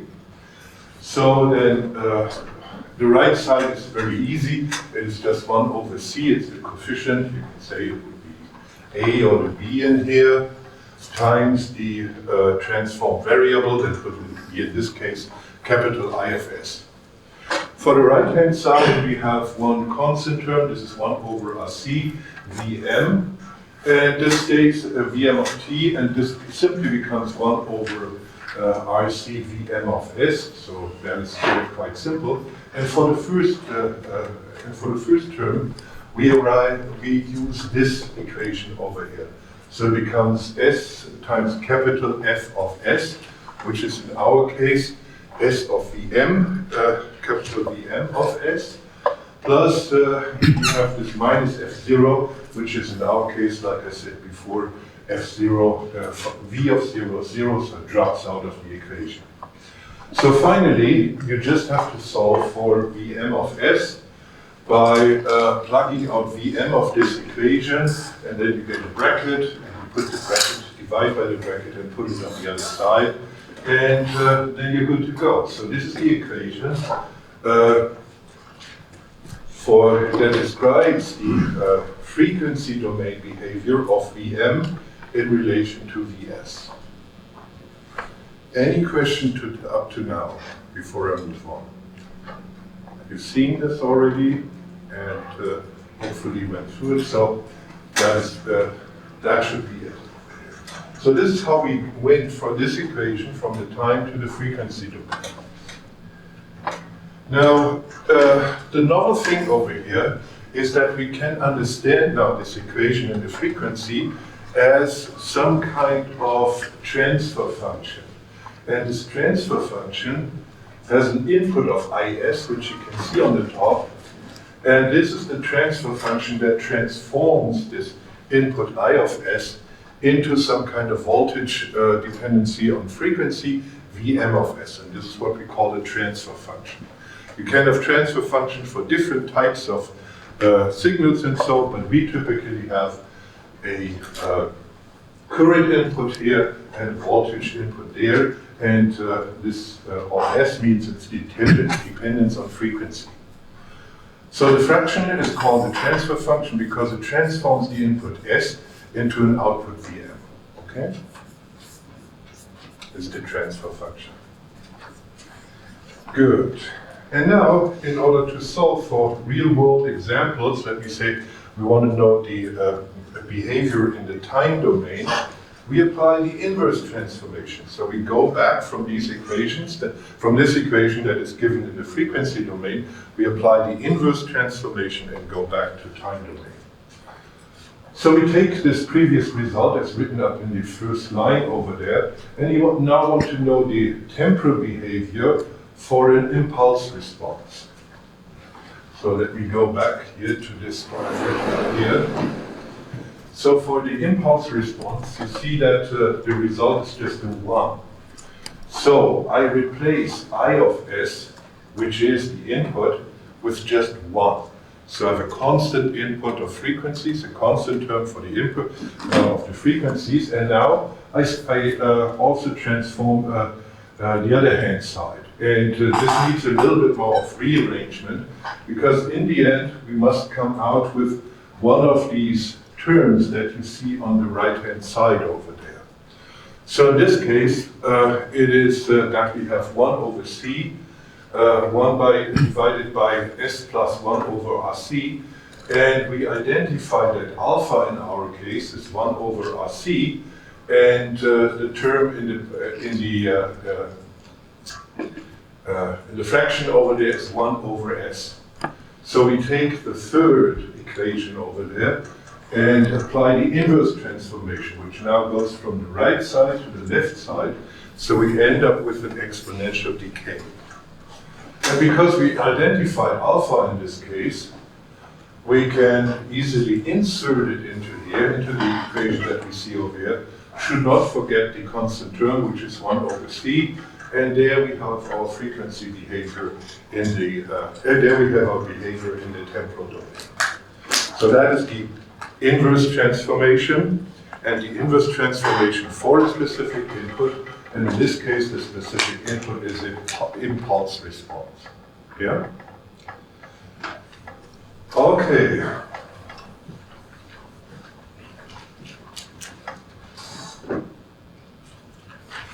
So now, as a second example, we can talk about the unit step response. So again, the unit step response is something that is 0 for all negative times, and time point t equals 0 jumps to 1 and stays 1 for all other values. So again, we replace I of S with 1 over S in this case, Remember that this is the second line over there for the unit step response. So I of s is now 1 over s. And then we go through roughly the same steps as we discussed before, with the aim of identifying our alpha over there. And this can sometimes be a little bit tricky, but rest assured you always have to, in the purpose of this, or in the context of this lecture, you always have to come out either with 1 over s plus alpha, or alpha divided by s times s plus alpha. So it must be typically either one of these that you need to get with. And here you need to do a little bit of a trick by multiplying with 1 over rc, but then you will recognize that alpha is also 1 over rc, but now we arrive at the last equation over there, so 1 minus exponential decay, which you see over here, and now we have a constant term of r over here. So the final result, the temporal behavior for the unit step response is Vm over t times this times our input u of t. Okay? So this should give you one example where we start out from a differential equation and perform, which is given as a time-dependent function, and transform it into the frequency domain by applying the forward Laplace transform. So the forward Laplace transform that goes from time domain into frequency domain. Then we have our result over here, and this is the input, that is the output, and this is what we call the transfer function. And this transfer function is typically represented by such a block. You will see it in the next slides. It simply means that this is our input to the block, this is what it's done to the signal, and that is what the output of the block is over there. Yeah? Now, in order to derive the temporal behavior for any specific input I of s, we essentially apply the inverse transform that goes back to time. So this is the first example for the impulse response. So we take that equation, simply replace I of s equals 1, and then try to find one of these forms over here that will allow us to go back to the time behavior. In this case, it's the exponential decay, and this is our result. In the next slide, there's a second example where we use the unit step response to do the same. Now I is replaced by 1 over s, and then we do a little bit of rearrangement, and we arrive at this property of 1 minus exponential decay times r over here. So these are two examples how we can solve such a problem for any given input over here using the Laplace transform. The advantage is that we do not have to integrate anything in here, and this makes it sometimes, but very often, especially if you have complex models, as you will see in the next slides, more easy to solve, or more easy to work with. Any question at this point? Okay. Like I said, I will hide you from all the details how the Laplace transform actually works. If you're really interested in that, go back to one of the books that I referred you to. So, remember three facts from applying the Laplace transform in the example of the RC circuit. We can find the output V for any input I, because the transfer function gives us the receipt how to go from the I to the V. We just have to apply the inverse transform plus some kind of function for the input in order to learn about the temporal behavior of the output. So we do not need to assume a constant I. The I can be any time-dependent function, and as long as we have a form for I, we just need to identify alpha and apply the inverse transform. So it can be any more complex than the equations you see on the whiteboard over there. You just have to look it in a book, look it up in any kind of book or table or online or so. But for the purpose of this lecture, we just need those four over there. And in the end, like I said, we do not need to integrate or differentiate anything. We just need to apply the rules that are on the other whiteboard over here. So no integration or differential equation is necessary in here. Good.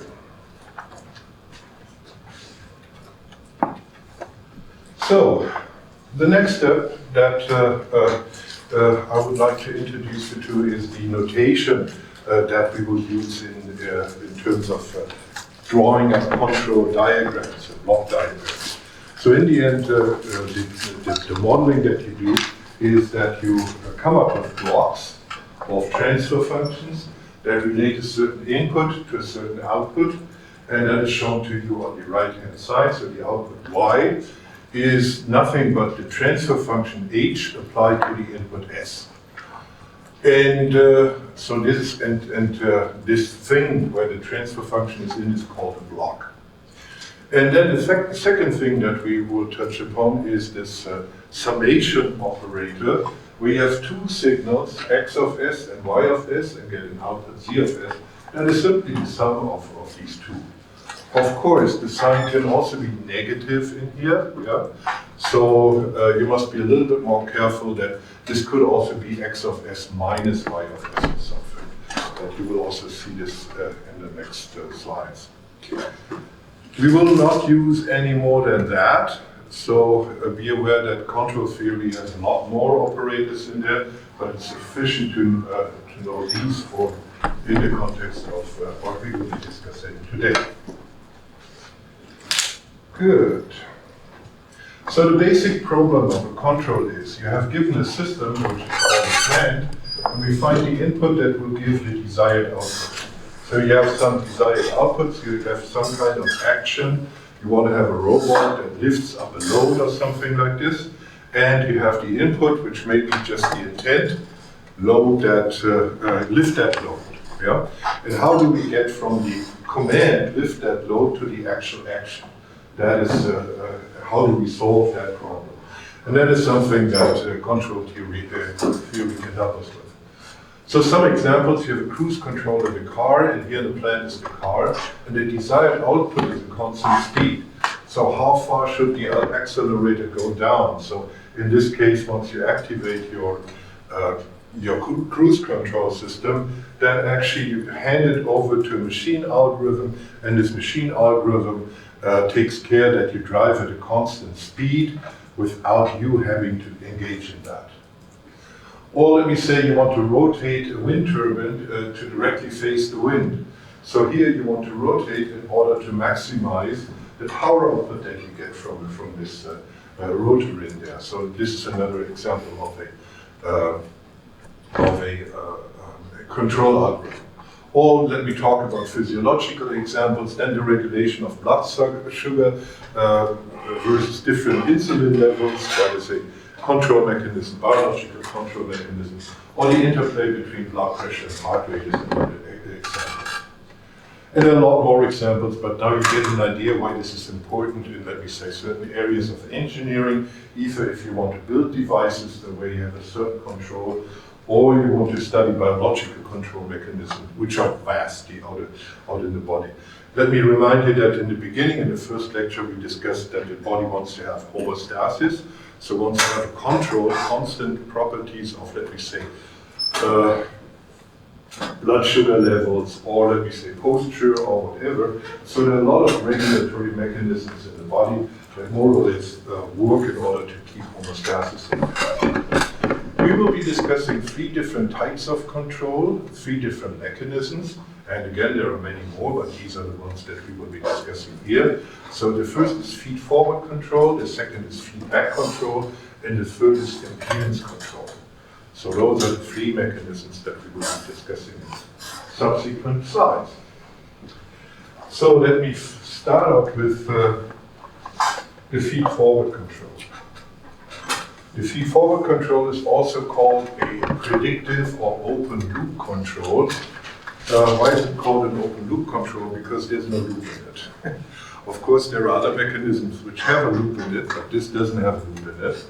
And again, this is what I want to have, this is my idea, and this is what should happen. So if I want to lift a load, I have the idea of lifting a load, and I must generate a certain control signal that goes onto my plant and it produces some kind of output from my plant over there. So the controller converts the desired value into some control signal that is fed into the controller in order to generate some kind of output.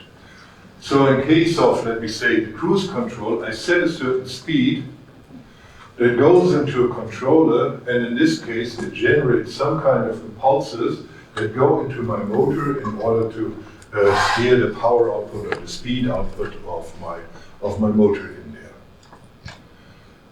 And it's called predictive because, going from my desire to drive at a constant speed or to lift a load up to the output, the system sort of predicts what I have to do. Now applying this to some physiological example, I show you how to control muscle to reach a desired force. So in this case, we have a desired force output from brain. That is our variable YD. And like I said, this goes onto some kind of controller and outputs a motor neuron firing rate U. So in this case, what would likely be the anatomical basis of G? If Y is my intent to move the box, what kind of structure generates the motor neuron firing rate? Answer is simple, and you learned it. Talked about this last week. Where do the motor neurons start? Yeah, motor cortex. Yeah. So this happens in the motor cortex. Yeah. So the motor cortex generates a certain firing rate, and this goes into the muscles in order to generate some force. Yeah.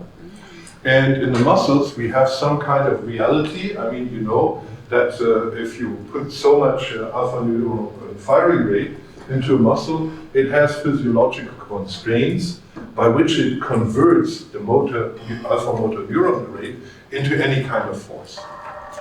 And in the simplest case, it is just that we say that we model the contraction properties or something like this of a muscle in order to get an idea about the output of the muscle force.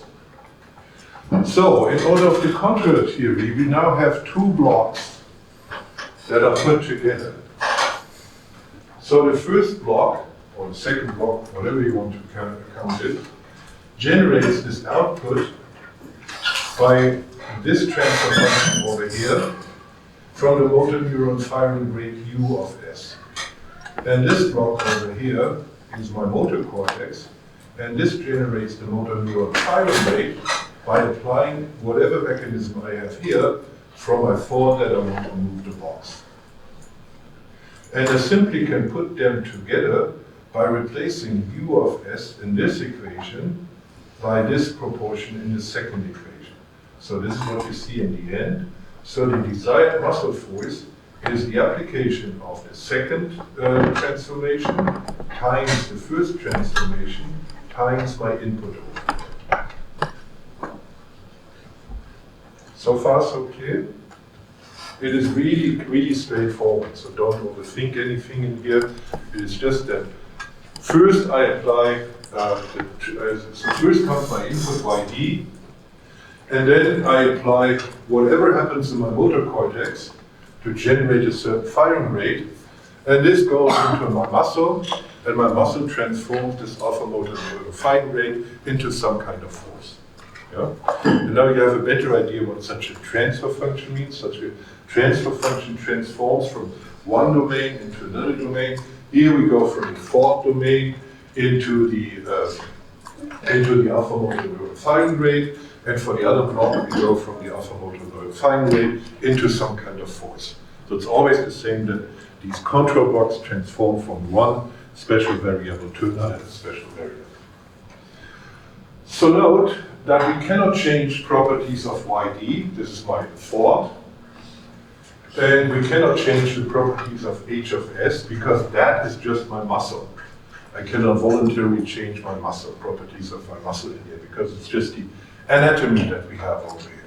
But G of S can be changed.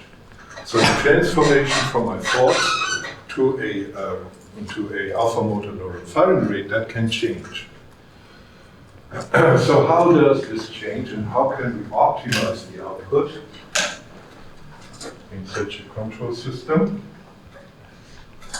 So given that the muscle control is described by the equation we saw on the first slide, so how should the controller GS be designed? So what we want to have is that the input over here, my thought that I move, my thought of the force by which I need to in order to move a box, should be equal to the output that is generated over there. So you see then that we simply can replace the G of S by 1 over H hat of S. So this would become 1 H of S divided by 1 hat H of S. And when we actually make this H of S divided by H hat of S equal to 1, then we have an optimal property of our system over here. So then we just always generate the desired force, we make the desired force equal to the force that we actually generate. So how should this model H of S actually look like? One example is the Hill model, not the Hill equation, but the Hill model that we discussed in the last lecture. And I will show you later on an example where we actually do this. Okay, so let me summarize properties of the feed-forward control. So theoretically, the feed-forward control has a perfect performance. So once I really make my H of S equal to H hat of S, I always generate the right amount of force, whatever I think about, whatever the desired force would be. It is sort of also robust to delays because actually there is no delay. It doesn't make a difference if I think of this right now or a second later. It doesn't make any difference. There is no delay in the whole system. The cons of feed-forward control is I must have a model of the plant. So I must have a model of H, like the Hill model that I just mentioned over there. Otherwise, I cannot model the properties of my system over there. And this is actually, okay. And we cannot compensate for disturbances. So let me say, for example, if I want to lift a heavy load, and you actually run into me, you didn't see me and you didn't run into me, then this is a disturbance, and this simple model does not include any disturbances, because I start from my idea how much force I need over here, until I lift it, and if there are any additional disturbances, they are not taken care for, so it cannot compensate for disturbances. I will just hold that to the side. So examples of feed-forward systems, motor control, are lift a heavy load object with both hands, and in anticipation of the high load, you perform a postural assignment or something like this before you actually lift a heavy load. Or you pass the weight from one hand to the other. You use the feed-forward control to stabilize the unloaded hand while passing the weight. I know what to do, but I have no idea how you will accept the load from me, or how you will take over the load from me. Another example is throwing a ball. So once you want to throw a ball, you have some kind of trajectory, some kind of direction, and some kind of force in your mind, and then you just throw the ball and hope that it will reach its aim, but you have no control where it goes anymore. So once you have your thought and you execute that thought, you have no control over what happens over there. So that is feed-forward control. Yeah. Could you explain? Sorry, I lost my phone. Yeah. Could you explain why YS doesn't change? Also, Yeah, because that's what you want to have. so like it will only change if you have a different thought. Right. Like the cruise control. You set it to 60 miles per hour, and you really want it to have 60 miles per hour, because that is what you want. Okay, the next is feedback control. Now you see that the only difference between the feed-forward loop and the feedback control is this feedback loop. So this is what is called a closed loop system right now. So we have the output force going back into the input of the system, and now you see the summation over there with the negative sign. So actually you sort of remove what you find as the output from the input signal. And you may guess from there that you get a stable system, because now what you feed in the controller is just an error. So that is the error between the output that you measured and the desired input that you have to the system. Okay? So now we plug the output y back to subtract it from the desired value d, so that the input now represents an error e.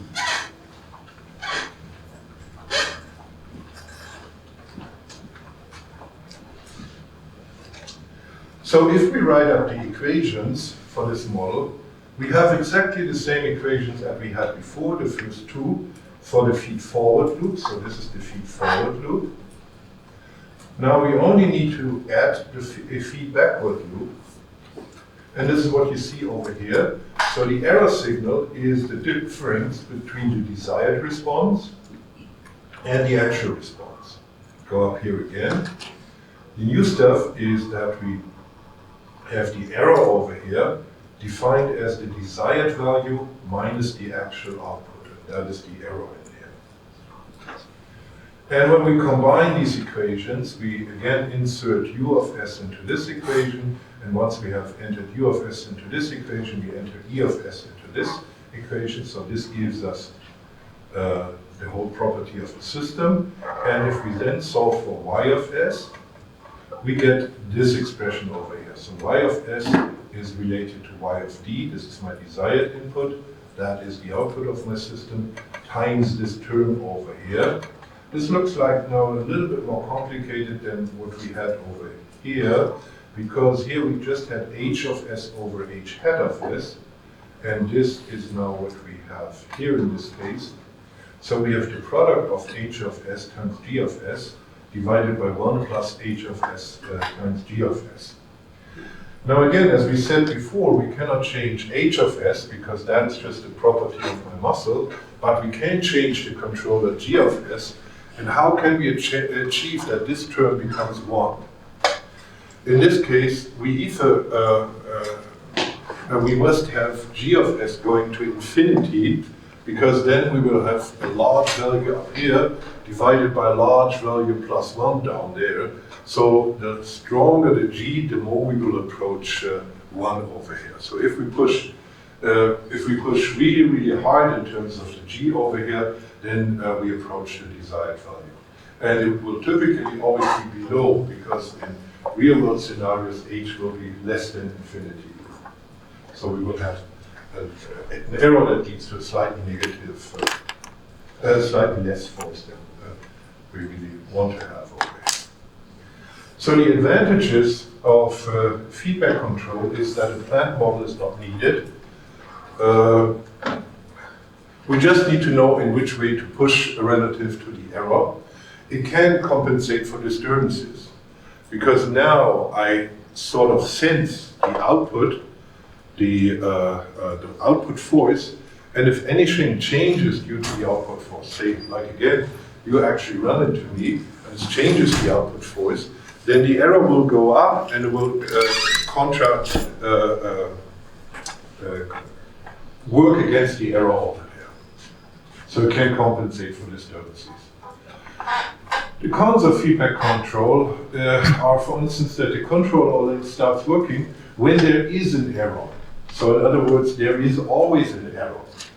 So this means that in terms of our model over here, we can overcompensate or undercompensate. So in terms of this error, we can overcompensate or undercompensate this. So the output will always fluctuate a little bit in relation to how well we can control this error. And this is an issue because it may contain disturbances. Because now I have a delay between the input and the output. So let me say I'm thinking about lifting this heavy force, and I'm generating a desired output, and then you run into me, so you generate an error, then it needs a little bit of time until I can add or reduce the force in there. So this is the temporal delay that I have in the system. And this will, in most cases, hopefully, go down to 0 after some time. But if the delay becomes critical, it gets worse and worse and worse. This is what you typically see if you try to teach your younger brother how to ride a bike. And one of the complicated things is to keep the handlebar well. Yeah? And very typically children make this while they do their first steps on the bike. And hopefully they will stay on the bike, but in the worst case it goes this and they fall down from the bike. Yeah? So this is an example of a closed feedback loop. Yeah? Okay. And the difficulty with these closed feedback loops is that they are data dependent essentially.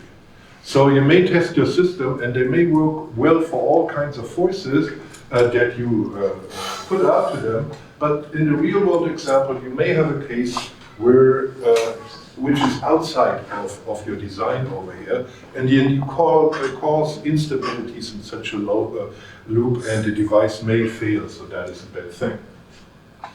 And it requires a sensor. Why does it require a sensor? Because if you go back up here to this example, and to this diagram, then you must sense the output. So you must convert the force output into something that that measures the force and is included in the desired output in terms of modifying my wish, so generating an error, and this error goes into control.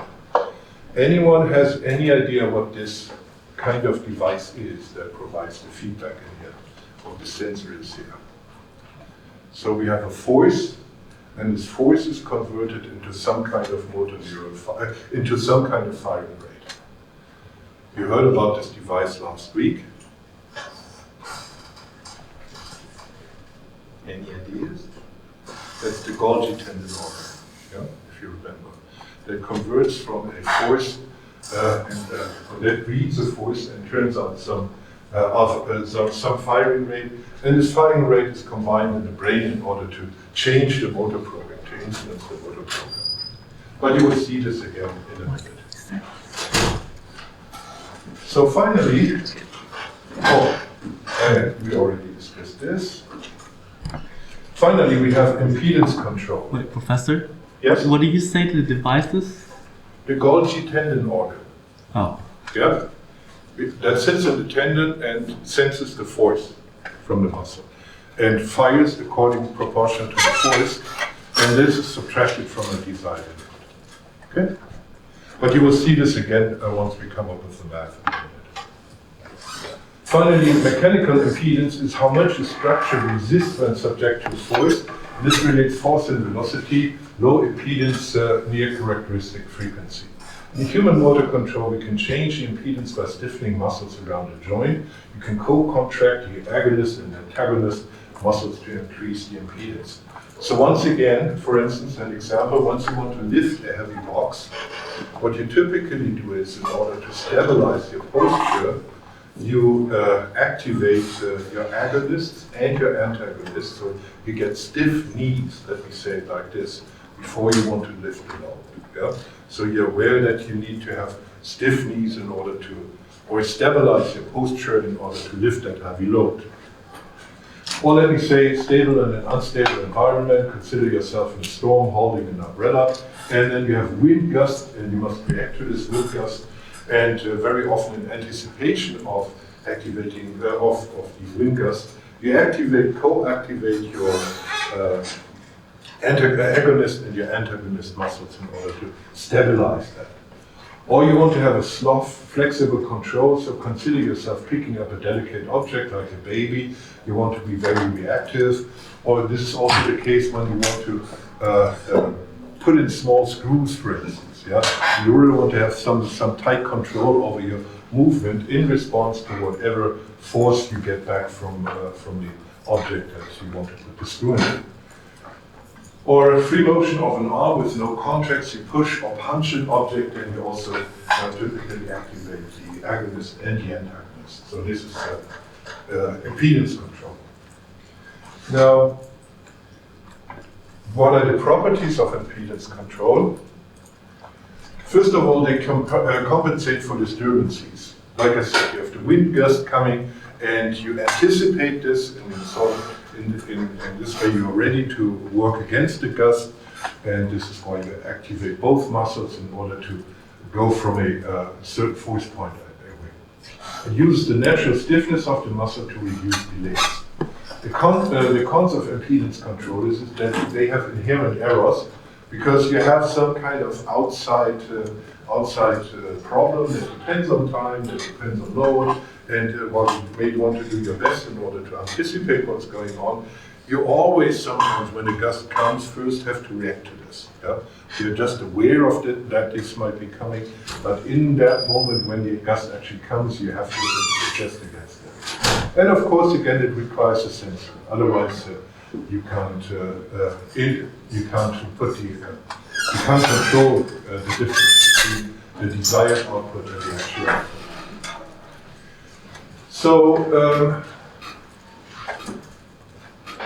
note that human motor systems use all three types of control: feed forward, feed backward, and impedance, depending on the task.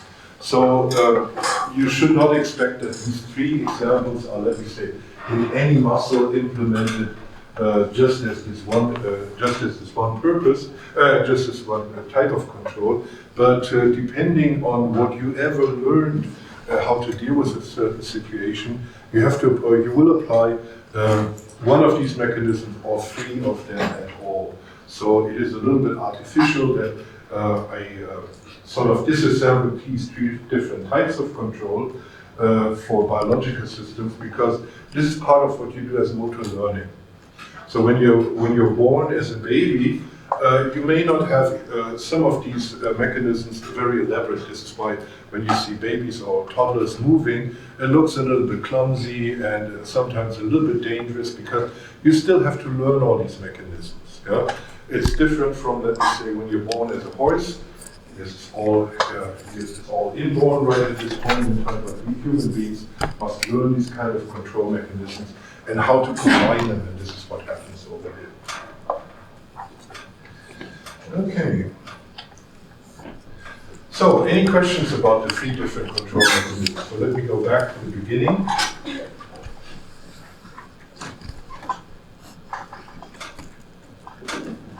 Oops, I don't have that slide.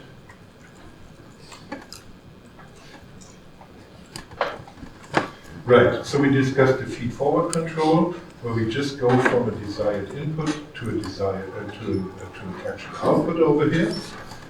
Then we have, in second place, the feedback control, where we now have a sensor that measures the actual output and goes back to my fault control over here and modifies my fault control. And by this arrow that we have over here, modifies the input to the controller that now steers the plant. And the difference in here, that is what we really want to have in this situation, that the error is always zero, and which is different from the example before. So here the error is zero. And the problem is that we may have delays in the whole system that lead to instability. And finally, we have the impedance control, in which you activate or co-activate an agonist and an antagonist in order to stabilize a joint, even if it is in anticipation. And this is what you typically want to do if you expect some outside income disturbances, like a gust, or like that you get shifted around, actually run into, or that you have a delicate object that you do not want to drop, and there you activate the agonist and the antagonist. Do you have any idea why this feedback control is perhaps not optimal? It's necessary, but why it's not optimal? Like I said, if you have to activate an agonist and an antagonist.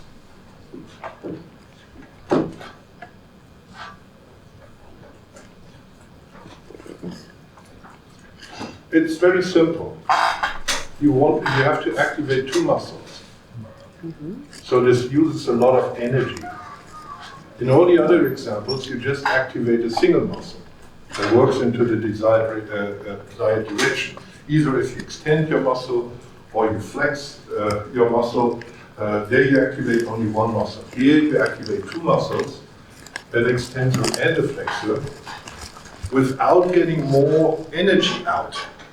You sort of even contradict one energy with the other, yeah, in order to generate the desired output. So this is why this, in terms of energetic output, this is suboptimal. But this is again a mechanism by which you can stabilize parts of your body and parts of your motor function over there. And this is why this is needed in certain situations, like when you anticipate that you will be disturbed from the outside. Or you need very fine level motor control. Good. So now we want to model some of these systems, and using the examples that we saw before, and using the control theory or the ideas from the control theory that I just showed to you. So we want to model the neuromuscular reflex, and the first one is to create a computation model of the inverse myotaphic reflex.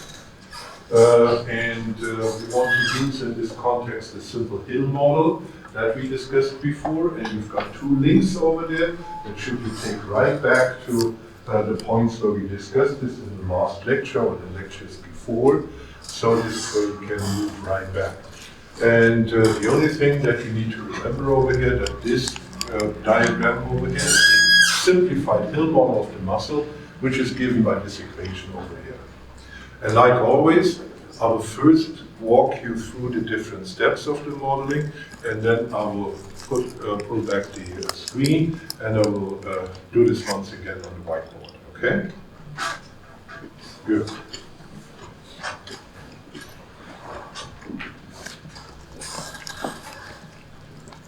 So now we can use the Laplace transform to generate, to find the transfer function of the muscle model.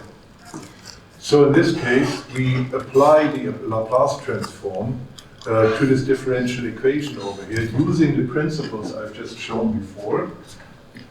So this is nothing but going from here to there using this and that form. And like I said, I will show this to you once I pull back the screen. And then you will get to the second equation over there. So and you can rearrange this for f of s, or the quotient of f of s and a of s. So that is the input divided by, this is the output divided by the input. And rearrange this a little bit, so that will be my transfer function.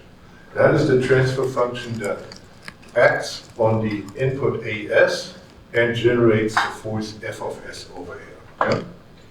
And as we will see in a minute, this goes down to this equation alpha times 1 over alpha plus f. And this is my transfer function. This is the transfer function of the Hill model.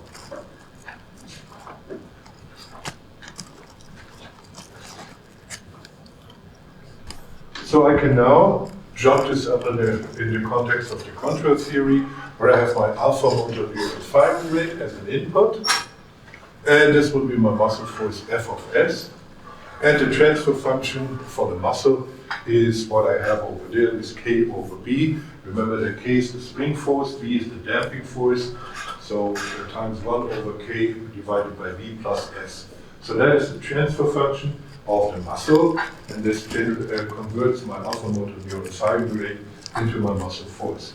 Remember when we've seen this before, going back to the first example, right, where we go from the desired force via my fault converter over there to the alpha motor neural fiber rate, and then we have H that generates the muscle force. And we said in this example that we need a model for H, which I need over here, my hat, H hat. So H hat is a mathematical model of the muscle, and this is the, for instance, in this case, a mechanical Hill model. So now down here, I show you how this h of s, this h hat of s actually looks. It's something like this over here, or in this context called f of h of s. So it's a transfer function of the Hill model. And this transfer function of the Hill model takes an alpha motor neural firing rate as an input and generates a certain force. And this K is the spring force, so it's a biophysical property of the muscle. And this is the damping force. It's also a biophysical variable or constant of my muscle over here. And again, remember that this sort of is very, very similar to the stiffness that we had in the basilar membrane and the natural frequency that we had in the basilar membrane, which are also biophysical properties of the basilar membrane. So here we have the biophysical model of a muscle, and we transform the alpha motor neural firing rate into a counter force. Good. See that? So now we add a feedback loop to the system before. And the feedback loop is now something that measures the force in my muscle and transforms it into 1B firing rate. And we already identified this device, the sensor, as the Golgi tendon organ. So that measures the force and gets it back into a alpha type firing rate. Perhaps let me remind you of the Golgi tendon organ.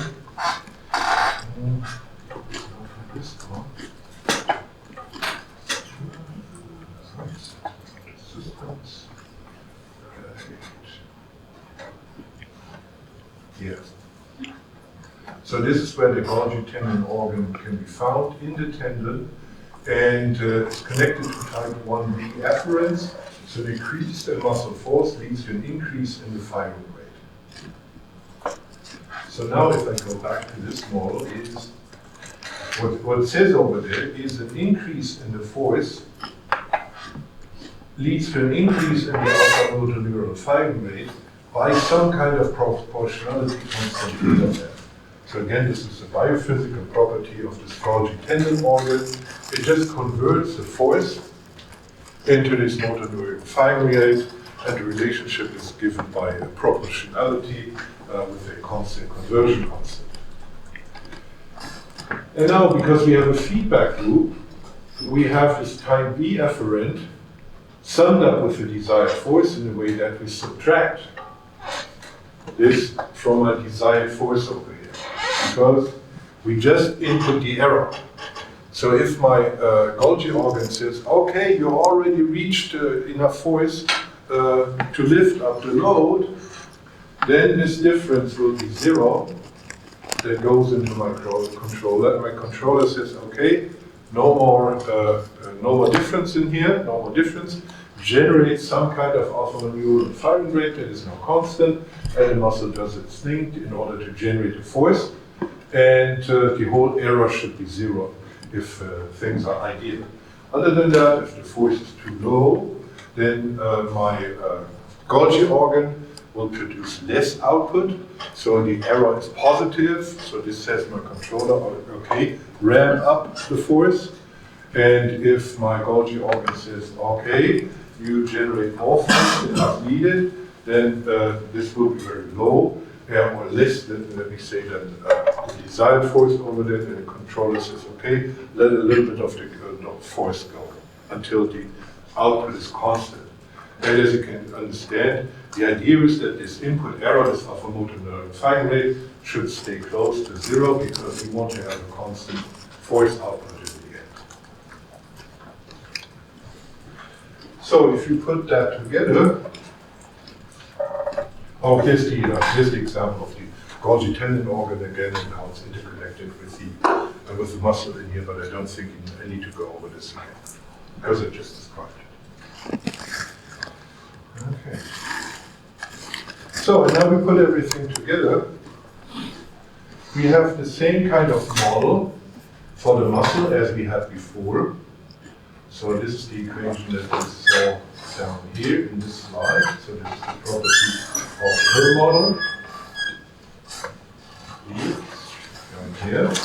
And now we have to add the Golgi-Tennant organ in here, so which takes this force input over here, multiplies it by Kf, and generates a 1B firing rate. So this is this equation over here.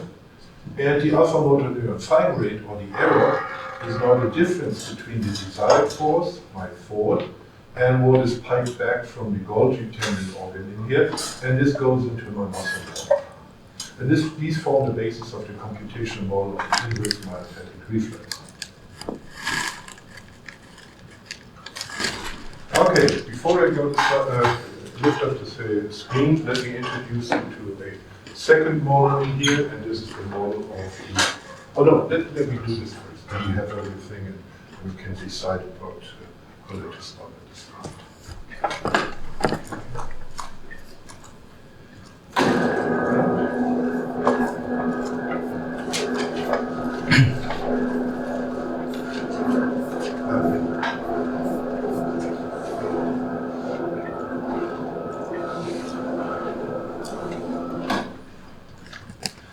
So, we will start out from the Hill model of the muscle, which looks like this. So we have a wall, we have this force generator over here, A of T, parallel with the damper over here, which has the property B. And then we have some kind of spring force. And this has the property K. And in terms of the length of the model, this would be x2. And this would be x1. And the equation for the Hill model is f of t equals a of t minus b over k df of t by dt. Okay.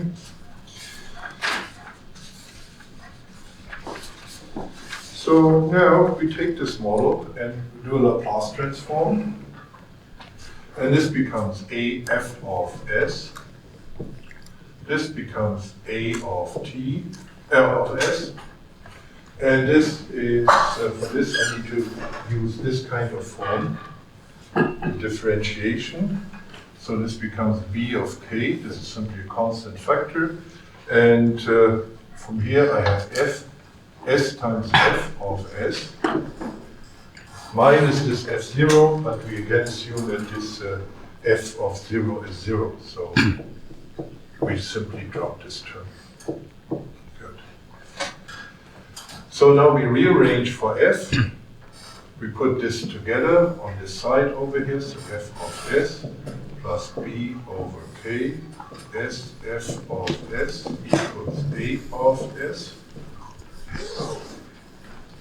And now we pull out f of s.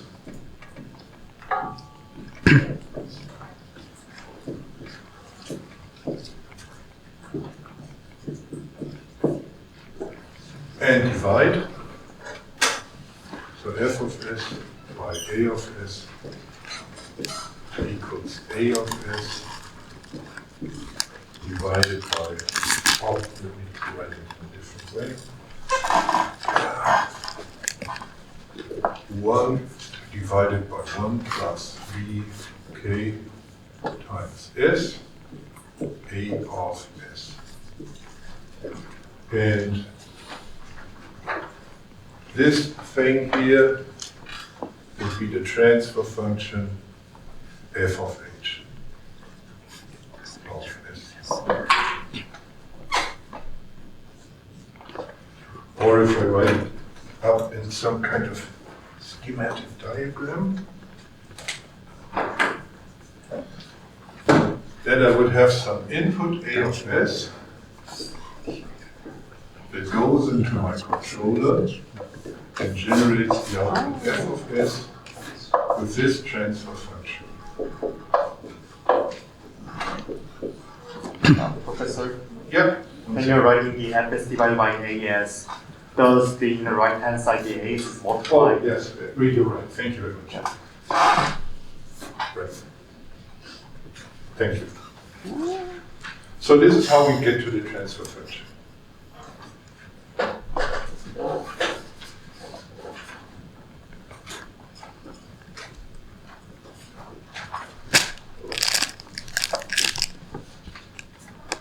So now, as a second example, let us add the Golgi tendon organ to this set. And this would definitely be some kind of feed-forward control. So now let me come up with a slightly more complex version of this. If we write it up, this would be my FH of S. And this is the force of S, my output. This is my input, my intention. And now this is my muscle. And here now I have my feedback loop with the Golgi tendon organ, Golgi organ.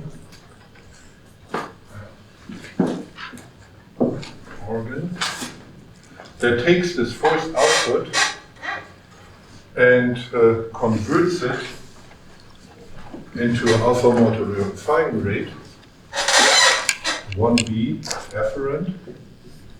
This is my desired force. And this is my alpha motor neuron firing rate. Right. And please be aware that now this afferent is subtracted from the desired force, because this error should always be 0. And the properties of this second branch, this control branch, this feedback control, is that the 1B firing rate is related to the force of the system, to the input force, times a biophysical constant of that organ, Kf. So this simply means that the force is proportional to the 1B firing rate with this type of constant. So if this force is 0, this is 0. If the force is high, then this becomes high. So now we can write an equation for A of S, because A of S is what we have in this loop over here. So this is F of S,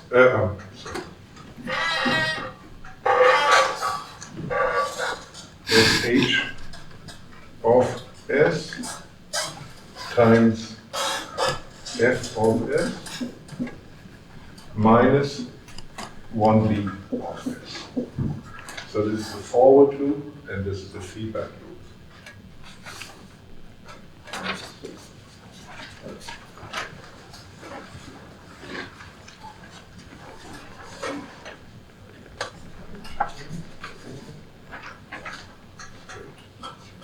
And then we can simply insert, plug this all together. So we again have f of s from this equation over here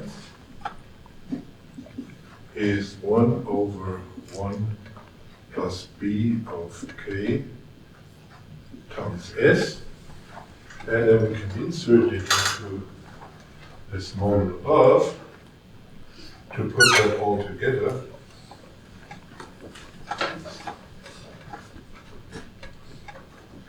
And this gives us the model for the myotatic reflex. So then you can simply insert this into this equation. You can insert this into this equation, and then you have a model of AFS, which you will do in the homework. Okay. Yeah. On the sides, it says A of S is equal to X, the output. Right.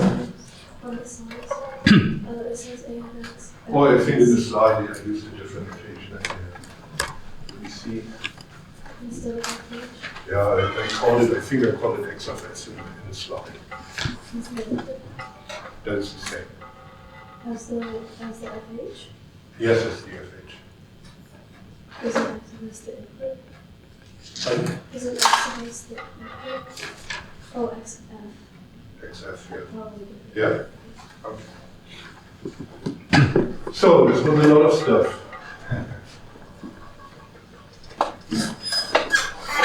Any questions? Okay.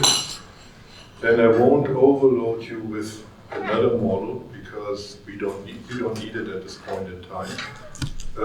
This is what we will be discussing next week. And we'll also be discussing,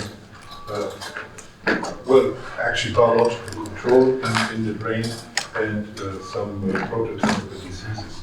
So this will not be as complex as the things over here.